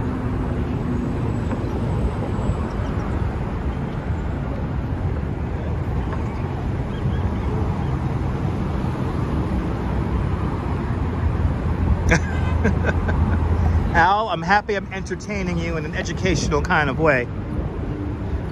We have more stories to talk about. So getting back to the subject at hand, it is the Brooklyn Bridge's birthday. 140 years young today. So understand that when the bridge first opens up, a 6-story tall building is considered very tall. So imagine seeing a structure some 274 feet tall, towering above the East River. Imagine walking this high above the cities of Brooklyn and New York, with the seagulls swooping underneath you. It was an experience. It was like walking on the moon. As the great historian David McCullough once said, it's like walking on the rim of the Grand Canyon. No one should miss it. And the fact that it's a human-made structure makes it all the better. Truly an amazing, amazing sight. So thus, needless to say, it was a very popular place to walk. It was very, you know, it was a saying back then. It was, you had to take a leg over the Brooklyn Bridge. Everybody wanted to cross the Brooklyn Bridge. So thus, the bridge was always crowded, full of people. And unfortunately, just 2 weeks into the bridge's construction, the bridge has its first major tragedy. So now we're gonna walk down a stairway right now, and the stairway is fairly narrow. But what happened was that somebody in the crowd, one beautiful spring day, 2 weeks after the bridge opens up, somebody screams in the crowd, "Oh my God, a cable snapped." It causes a massive panic. Everyone starts running off the bridge. And here on the Brooklyn side, 12 people are killed in the stampede of humanity trying to cross and get off the bridge. After that, the bridge was virtually empty, except for people who knew how strong the bridge was. Commerce used the bridge no matter what. So to instill confidence into the bridge, we entered the greatest showman, Mr. P.T. Barnum. Mr. Barnum had a museum on Park Row called the Americana Museum. Think of it like a circus sideshow oddity kind of museum. Two-headed cows, deformed babies, the entire city of Dublin recreated in matchsticks. Well, Mr. Barnum had 21 elephants at his disposal from his circus, including the largest elephant in captivity called Jumbo. And on the Brooklyn Bridge's first birthday, May 24th, 1884, P.T. Barnum marches 21 elephants and a menagerie of other animals like giraffes, monkeys, tigers, dogs and cats, of course. He marches all these animals across the bridge. 21 elephants in lockstep march back and forth across the bridge. And once again, a days-long procession. It was basically a big stunt to create interest into his circus that was coming to town in the coming weeks. But he brings confidence back into the bridge, and the bridge becomes more popular than ever. Every day, 91,000 people cross the Brooklyn Bridge, and we were some of those 91,000 today. It's an amazing thing. But right here, this is where the stampede happens. Where we're gonna walk down the steps, this has not changed. This whole little area right here, there were another set of steps right about here. But for the most part, when we get onto this main stairway here, this is exactly as it was back in 1883. This has not changed.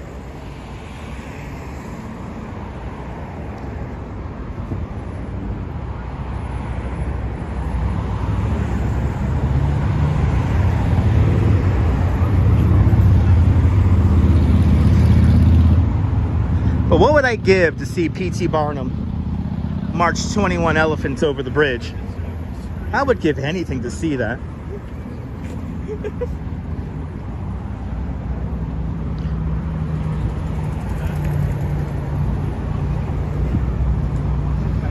So now this stairway right here, this is where 12 people die. Right here.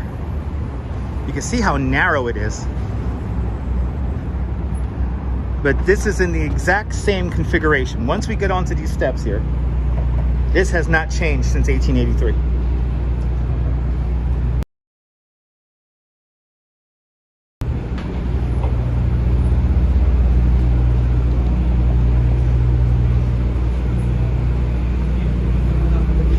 So now we walk right next to the Brooklyn anchorage here of the bridge. And now we're gonna make our way into Dumbo now. Let's make our way into Dumbo. Get some more shots here.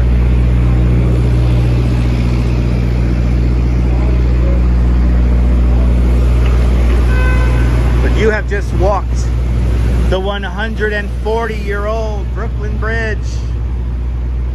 What does that say? The fluorescence has begun, people. The fluorescence has begun.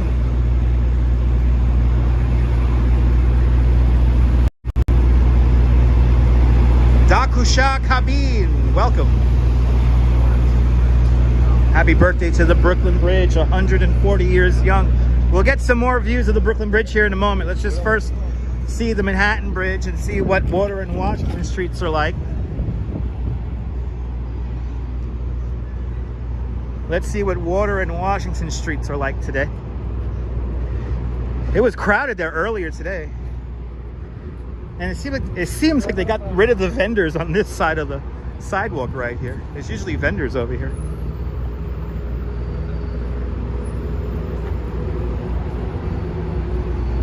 But it's a beautiful banner day here in New York. Oh my goodness.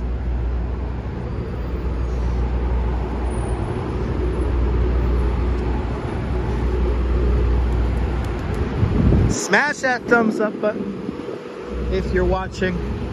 It will help me out tremendously in the algorithm. It will help more people find my broadcasts. Also, if you're new, found this live stream by accident, make sure to subscribe. to the Dutch Moz family of networks here on YouTube and on Instagram, all same name at Dutch Moz. Good to see you, Centipede. Welcome. We just finished a successful walk over the Brooklyn Bridge.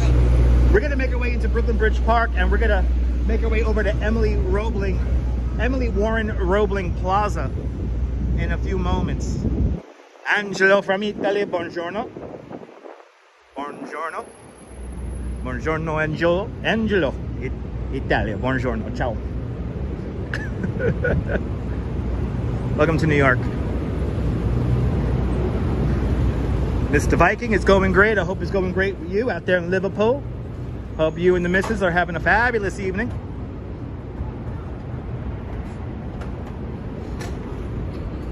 But now we're going to make our way through Brooklyn Bridge Park.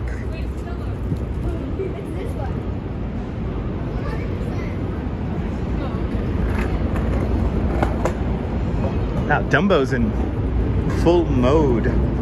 Ooh, they got IV drips. Ooh.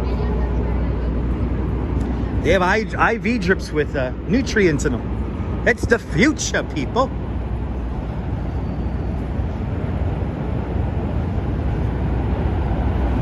More than welcome, Viking. Hope you're doing great. What? Okay. Interesting comments today. Anyway. Keep on moving. Ooh, they're redoing the streets. They're redoing the... No wonder I had an easy tour today. They're redoing the street. Oh, I was wondering about that. Okay. No wonder this street is still open to traffic. This is an outdoor dining street here, but looks like it's open again.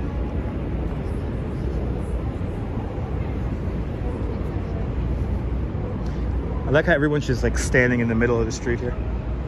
Wow.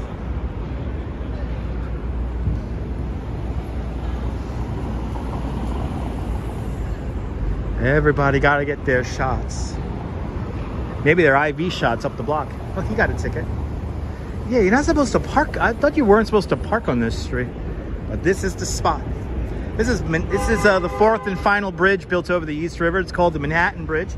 The Manhattan Bridge, one of the first bridges of its size to use prefabrication. Jess Sportsnet from Portugal. Boa tarde, Portugal. The Manhattan Bridge completed in December 1909. It just took 8 years to build the Manhattan Bridge. The Manhattan Bridge, built by the Bethlehem Steel Corporation, one of the first bridges of its size to use prefabrication. And I see they're almost on the dot. So watch how everything lines up here. Look at this. It's like perfect. See? Ta-da! Everything lines up perfect. Good to see you, Pineapple Water. Welcome. Exactly, Pineapple Water. Exactly. I think I'm always going to remember that Tina Turner passed away on the Brooklyn Bridge's birthday. She is the greatest, man. I'm a big fan of Tina, so it's definitely a big loss.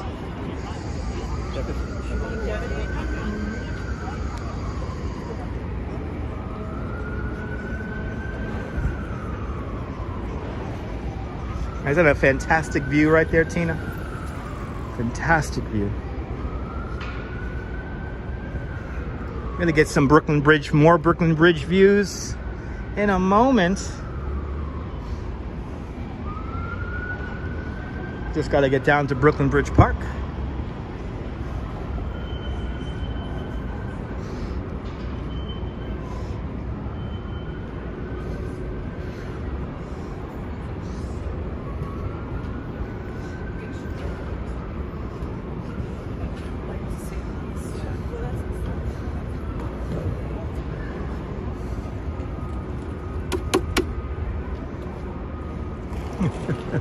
That's my friend. Yeah, she had a lot of music videos filmed here in New York City. Yeah, a lot of videos. Absolutely, Strawberry, absolutely.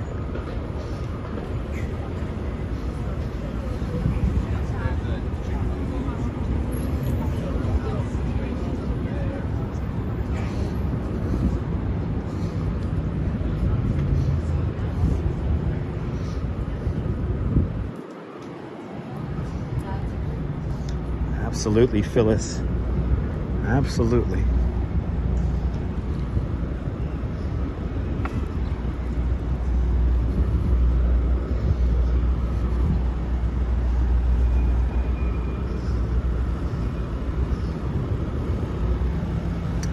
All right, gonna get some views once again. Brooklyn Bridge about to come into the view here. This is one of my favorite reveals in the whole city. As you come around this corner here, you get the true amazement of the structure. It's just so big. I mean, again, when they designed this bridge, when they built this bridge, a 6-story tall building was considered very tall.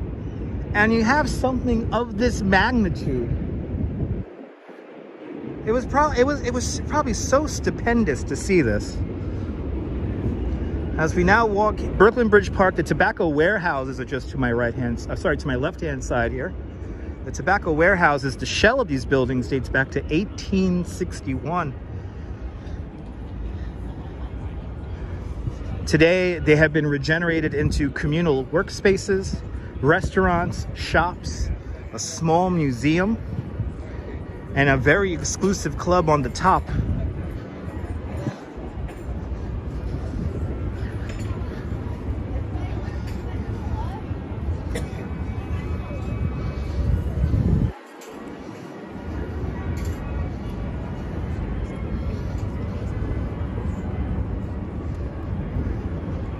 Yeah, it's an ugly fence here because we're doing construction here. We're figuring out we're dredging this right now. So they're doing some construction here where they're adding more rocks and all that stuff. And this is all temporary fencing here. It is an ugly fence, I have to agree. But it's all being done because of construction. They're building. The word on the street is that this is going to be where the plus pool is going to be. It's going to be right here. And the plus pool is a large pool that's going to float in the East River. Good to see you, Tina. Welcome. No oyster bed revival. They're just getting ready for the plus pool.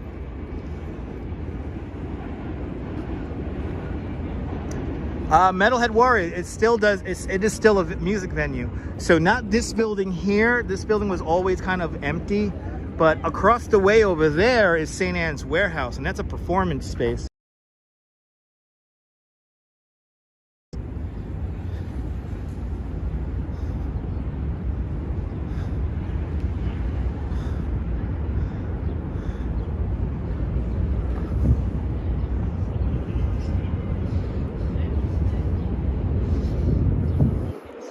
Like this right here, this is St. Anne's Warehouse. It used to be right across the street in literally a warehouse underneath the bridge.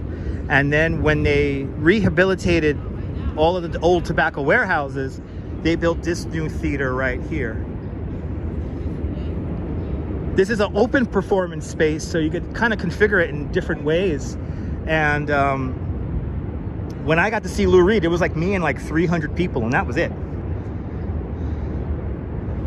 In the shadow of the Brooklyn Bridge. But yes, a floating pool called the Plus Pool. There's the Plus Pool has been talked about for a very long time, so there's lots of information about it online. But the word on the street is that that's where they're going to ultimately place the Plus Pool. It's going to be right here off of the Pebble Beach here in front of Jane's Carousel. And here is Jane's Carousel, the 101-year-old Jane's Carousel, built by the Philadelphia Toboggan Company for an amusement park in Youngstown, Ohio, called Idora Park. And there the carousel stood from 1922 to the winter of 1984. In the winter of 1984, the carousel was partially damaged in a fire, and they were going to sell it off piece by piece. But there's two real estate developers who renamed this neighborhood Dumbo back in 1979. They're called the Valentis brothers of Two Trees.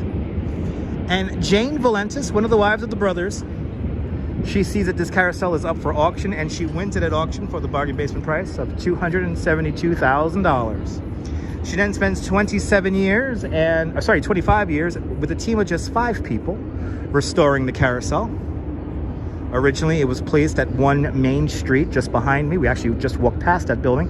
But in 2011, it was placed here in Brooklyn Bridge Park. The box that it's in was designed by world-famous French architect Jean Nouvel. Jean Nouvel picks plexiglass instead of regular glass, so you have the least amount of columns blocking your view of the skyline. Good to see you, Mary McHugh. Good to see you, Dave Jeffries in Niagara Falls. Welcome. And there's some more information about the Plus Pool. But right over here, yeah, the Plus Pool will eventually be right here. And my screen has just dimmed, so if I miss a comment, sorry about that.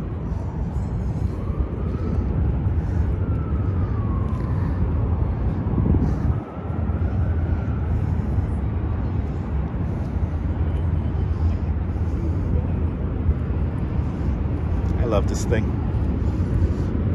Me and my wife are due a ride.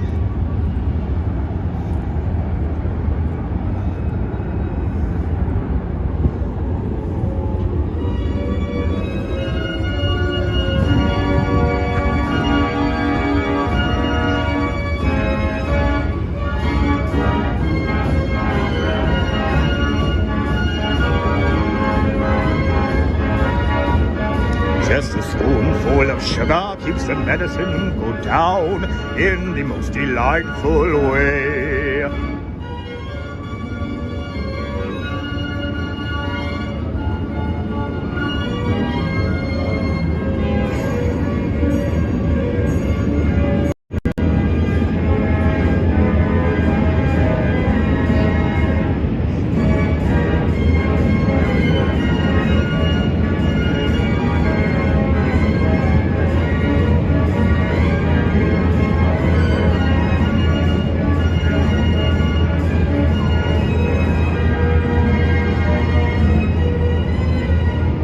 Ooh, the DJ's on the, ooh, chim chimmery, chim chimmeroo. Ooh, I'm gonna start crying.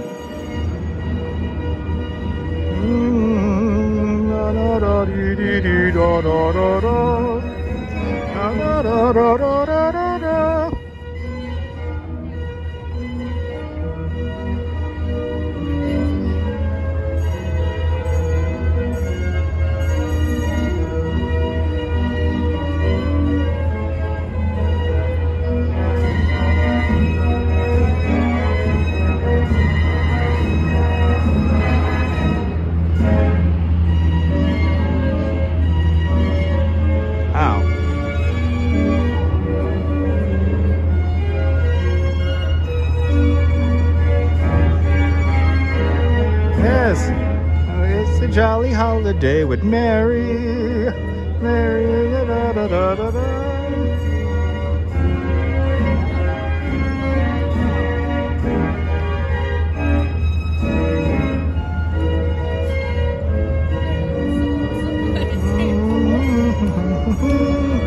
Oh, where he mows your hand, you feel so grand. You feel like a fresh mown fan. It's a jolly holiday with Mary. Hey. Oh my God, pineapple water. You can walk around here in the evening. It's fine. This is literally one of the safest neighborhoods in the whole city.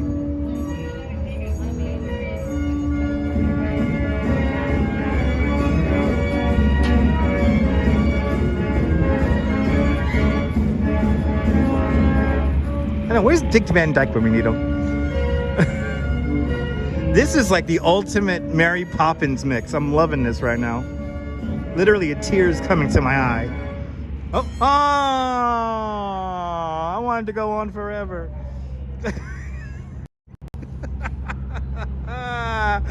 Oh, shit.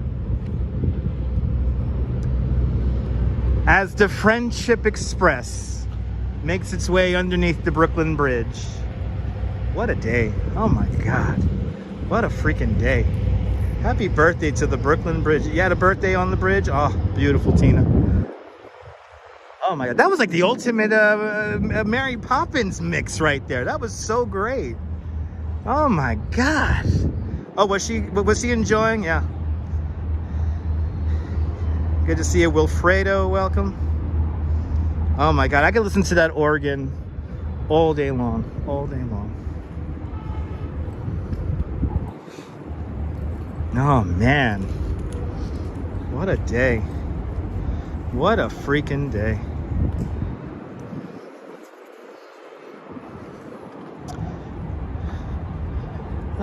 Here is Nicholas Galan and Land bringing awareness to the border wall down south on the Mexican border.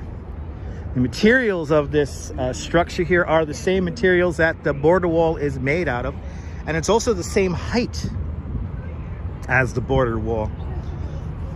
And as of just a few days ago, and this number is not 100% accurate, but over the last 6 weeks, 67,000 migrants made their way up from the Mexican border, tripling our homeless population in New York in just 5 weeks. Something needs to be done, and soon.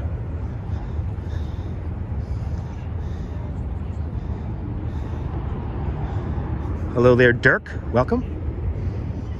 Happy you enjoyed your stay at Pebble Beach.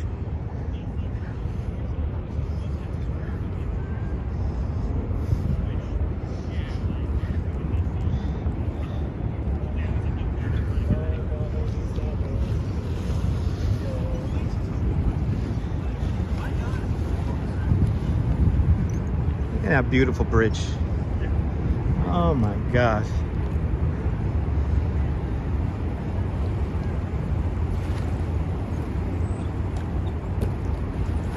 No, he didn't receive any money for his job. No, he donated that.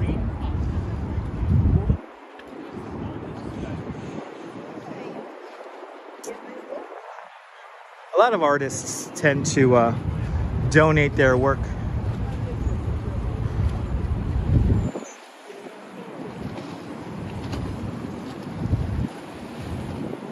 John Roebling was. He received a quite modest salary when he won the commission to build the Brooklyn Bridge. At the time, his contract, he made about $8,000 a year. In today's money, that's $110,000. So not a lot of money. Skyscraper Junkie, I'm glad you're enjoying today's walk. I mean, this is one of my favorite tours today. I mean, this is Brooklyn Bridge's birthday. I mean, 140 years old. This is the day. I'm amazed how many people think the camera's turned around on me. They always react so stupidly behind me. It's really funny.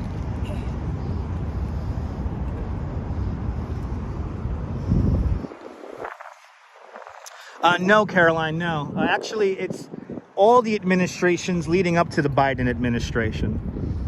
Ultimately, right now, the dollar ends with Joe Biden, but John Trump has an issue with this. Obama has an issue with this. George Bush, both senior and son, have an issue with this. All the predating presidents leading up to today had their hand in what's happening with the migrant crisis today. So you can't just say one president is its fault. It's actually cumulatively, it's all of their faults.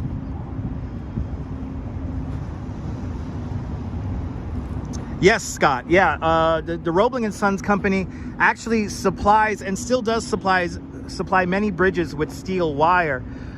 In pretty much all the bridges here in New York City, they're all furnished with Roebling cables. So the George Washington Bridge, the Verizon Bridge, Triborough bridges, Throgsnet, Whitestone bridges, they all have Roebling cable.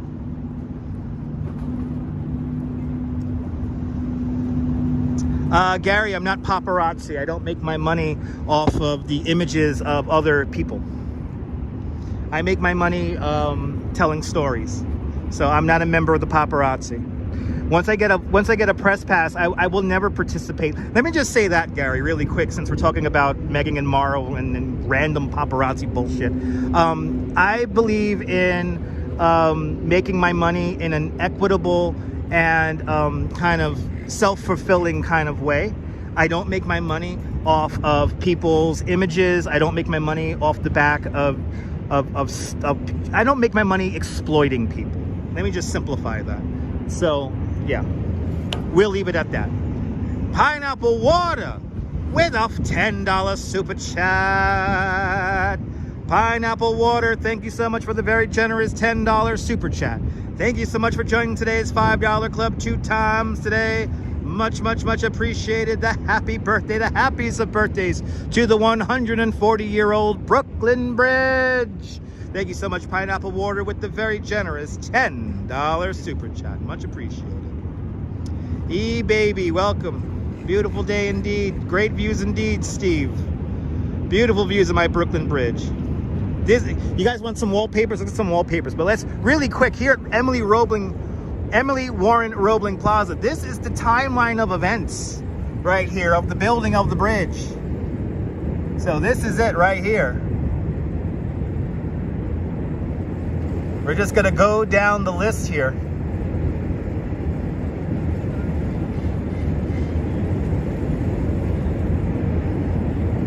But this is the timeline of events building our beautiful Brooklyn Bridge.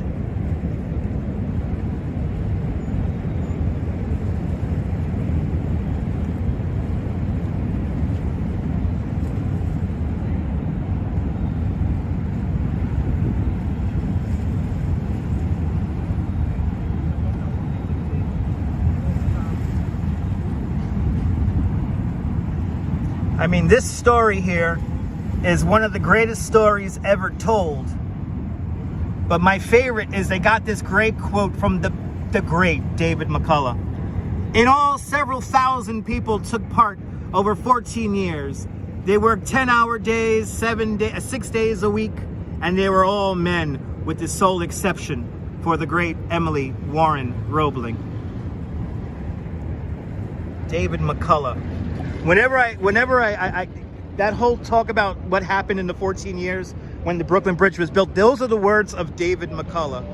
So I have to thank David McCullough for helping inspire me, hopefully inspire you guys watching with all these great stories about the Brooklyn Bridge. Thank you so much, Adriana. I appreciate that. Yes, Emily took a rooster across the bridge. She at 8:30 in the morning. She rode over the bridge in an open silver and white carriage, and she was cradling a rooster. The rooster was a symbol of victory.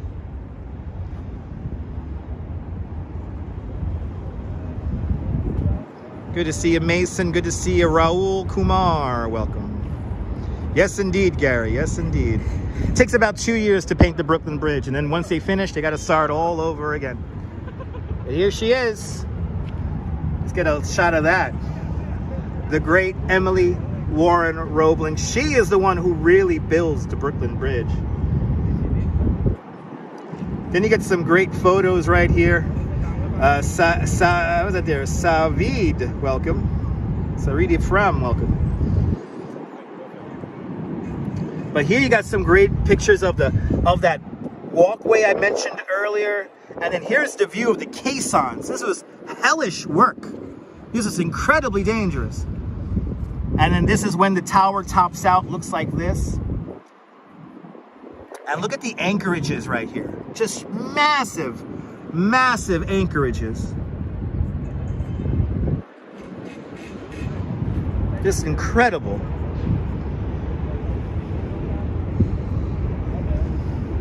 Let's get some wallpaper shots for you guys. Let's get some wallpaper shots here. And for all the people who have just joined us, I'll tell the story one more time of the Brooklyn Bridge.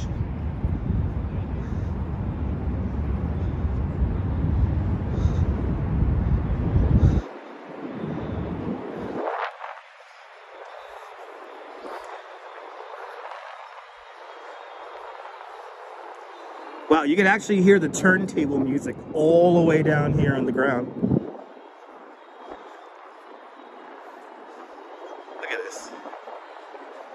It's so amazing. If you could find it, I highly recommend checking out Ken Burns' documentary, simply entitled Brooklyn Bridge from 1981.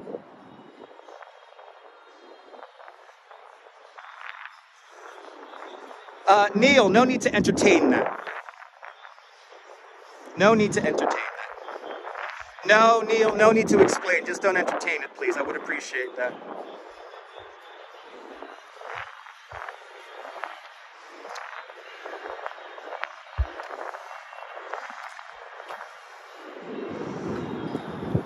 Let's do it one more time.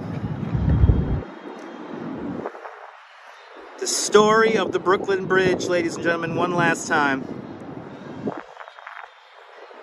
The Brooklyn Bridge starts out with the builder, the genius of his time, the great John Augustus Roebling. John A. Roebling immigrates to the United States from the walled village of Mulhausen, Germany in 1832 to resolve his destiny in all that space, as his family said. And to say that he obsessed over the Brooklyn Bridge would be an understatement. But when John Roebling first immigrates here to the United States, he starts an agrarian farming community in western Pennsylvania called Saxonburg. This was a utopian farming community that was along the shores of the Beaver Canal. And what John Roebling noticed on a regular basis, that when the hemp ropes that were pulling the barges up and down the canal would snap, they would kill and maim people in the process. So John Roebling devised a method he basically refined the method of manufacturing steel wire. And he creates a very strong steel rope. He figures out a way to twine the rope around a hemp rope, creating a larger steel cable. It makes him immensely rich, and it saves him from the drudgery of the farm. John Roebling and Sons, one of the premier steel wire manufacturing factories in the country, and if not the world, that is founded out in Trenton, New Jersey. And then after that, John Roebling goes to his main vocation, which is being a civil engineer, a bridge builder. When he was going to university out in Germany, he was always fascinated by the suspension bridge form. He saw the suspension bridge form as a perfect translation between the real world and the mathematical world of engineering. And he was always fascinated by the form. So once he was able to, he went into his main vocation, which is bridge building. And the next few bridges I'm about to mention, one of them is no longer standing. The rest are standing. His first bridge was over the Niagara River, just north of Niagara Falls. It was this spectacular bridge that went over the Niagara River Gorge. And Mark Twain walked over that bridge. Mark Twain said, and I quote, "You drive up to Suspension Bridge and divide your misery, falling 200 feet below into the river, or having a train overhead fall down on top of you. Each create the aggregate for positive unhappiness." And he was correct. It was a spectacular bridge. It looked very light for the amount of weight it carried. And if you could imagine, there was a pedestrian pathway underneath the freight line. So you had these freight trains passing over your head. It was an incredibly unnerving experience for a lot of those people, but that was his first bridge. Today, no longer standing, unfortunately. Only the pilings, the foundations for that bridge still exist today. His second bridge was a small cast iron bridge that went over the Allegheny River in Pittsburgh, Pennsylvania. And then his third bridge, at the time the world's longest suspension bridge, that was his Ohio River Bridge in Cincinnati, Ohio.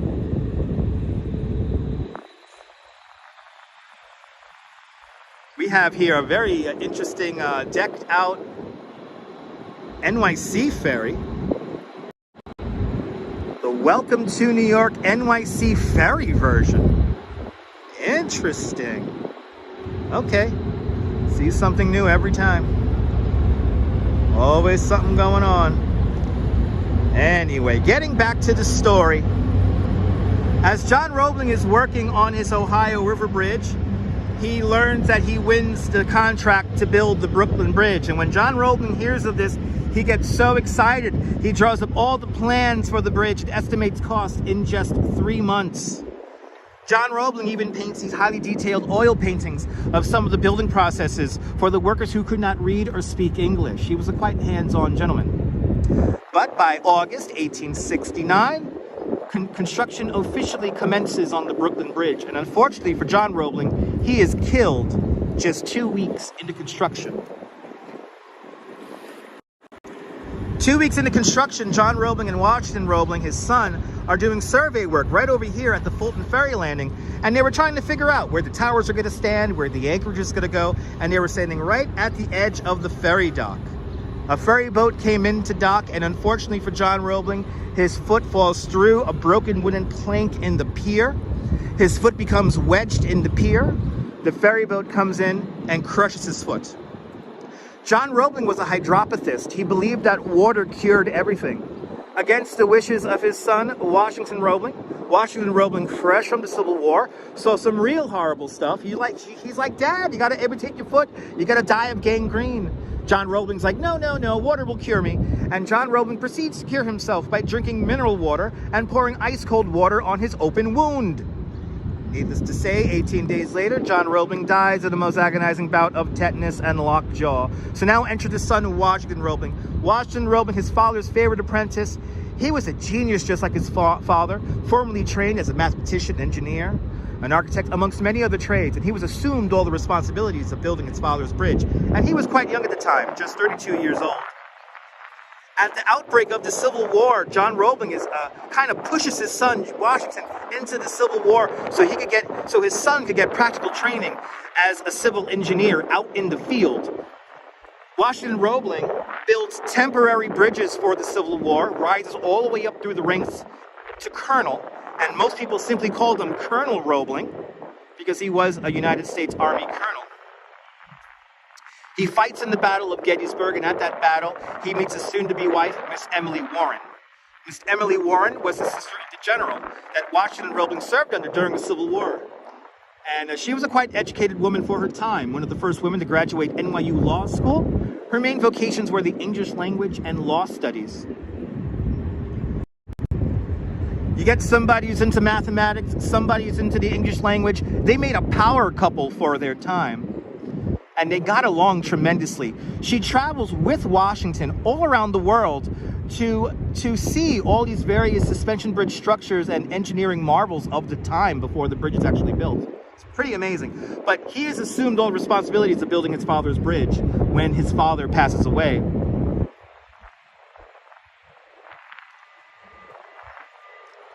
The hardest part of the entire Brooklyn Bridge's construction we cannot see, and it's the foundations for these two towers here.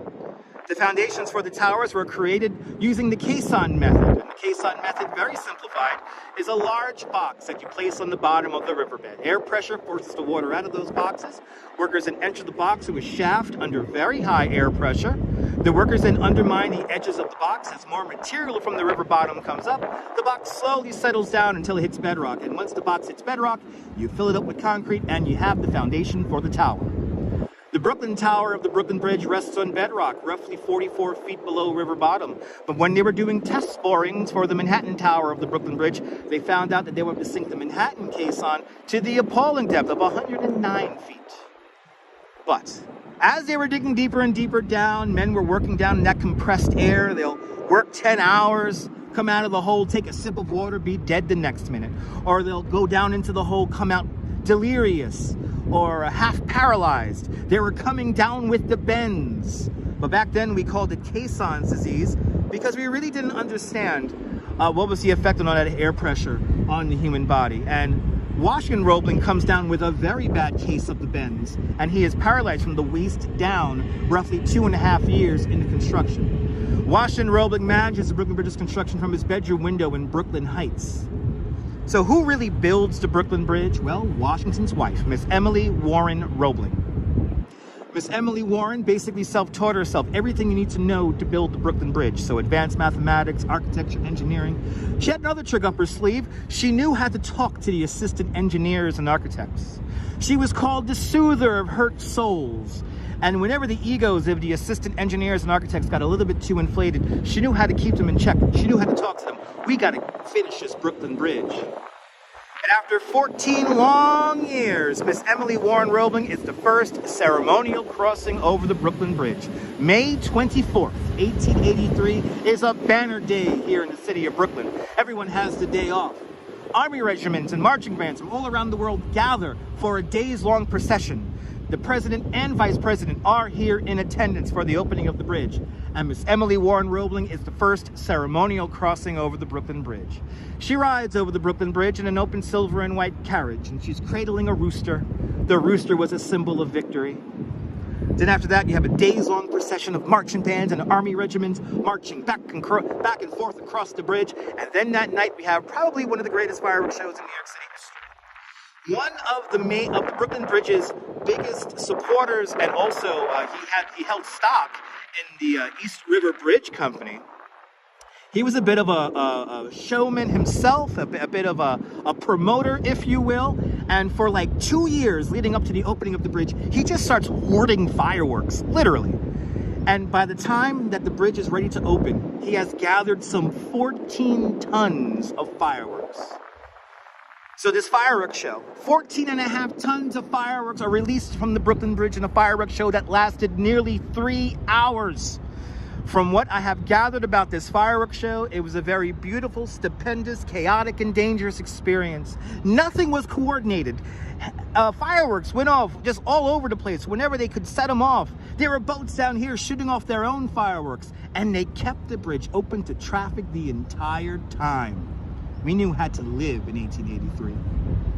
Just 2 weeks after the bridge opens up, the bridge has its first major tragedy. There's a stampede on the Brooklyn side of the Brooklyn Bridge, and roughly 12 people died in the stampede of humanity trying to get off the bridge. At that point, nobody wants to cross the bridge. For the first year the bridge is open, basically it's almost empty, except for people who knew how strong the bridge was. The Brooklyn Bridge is over-engineered to a factor of 6, and as John Roebling once said, with proper maintenance, this bridge will easily last 1,000 years.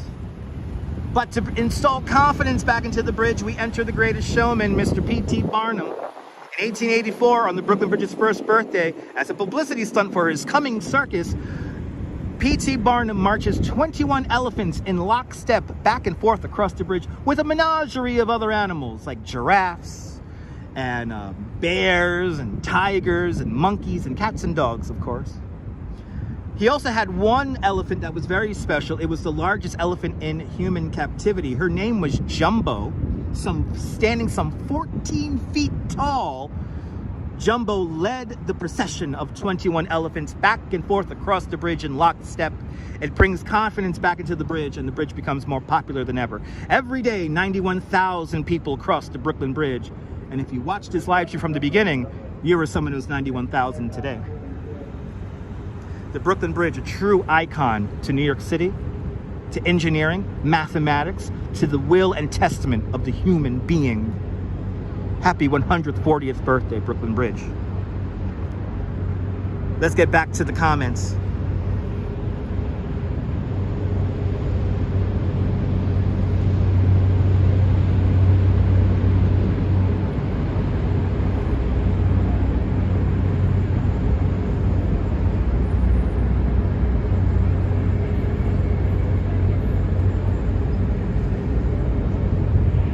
Okay. Just gotta not even bother with the chat.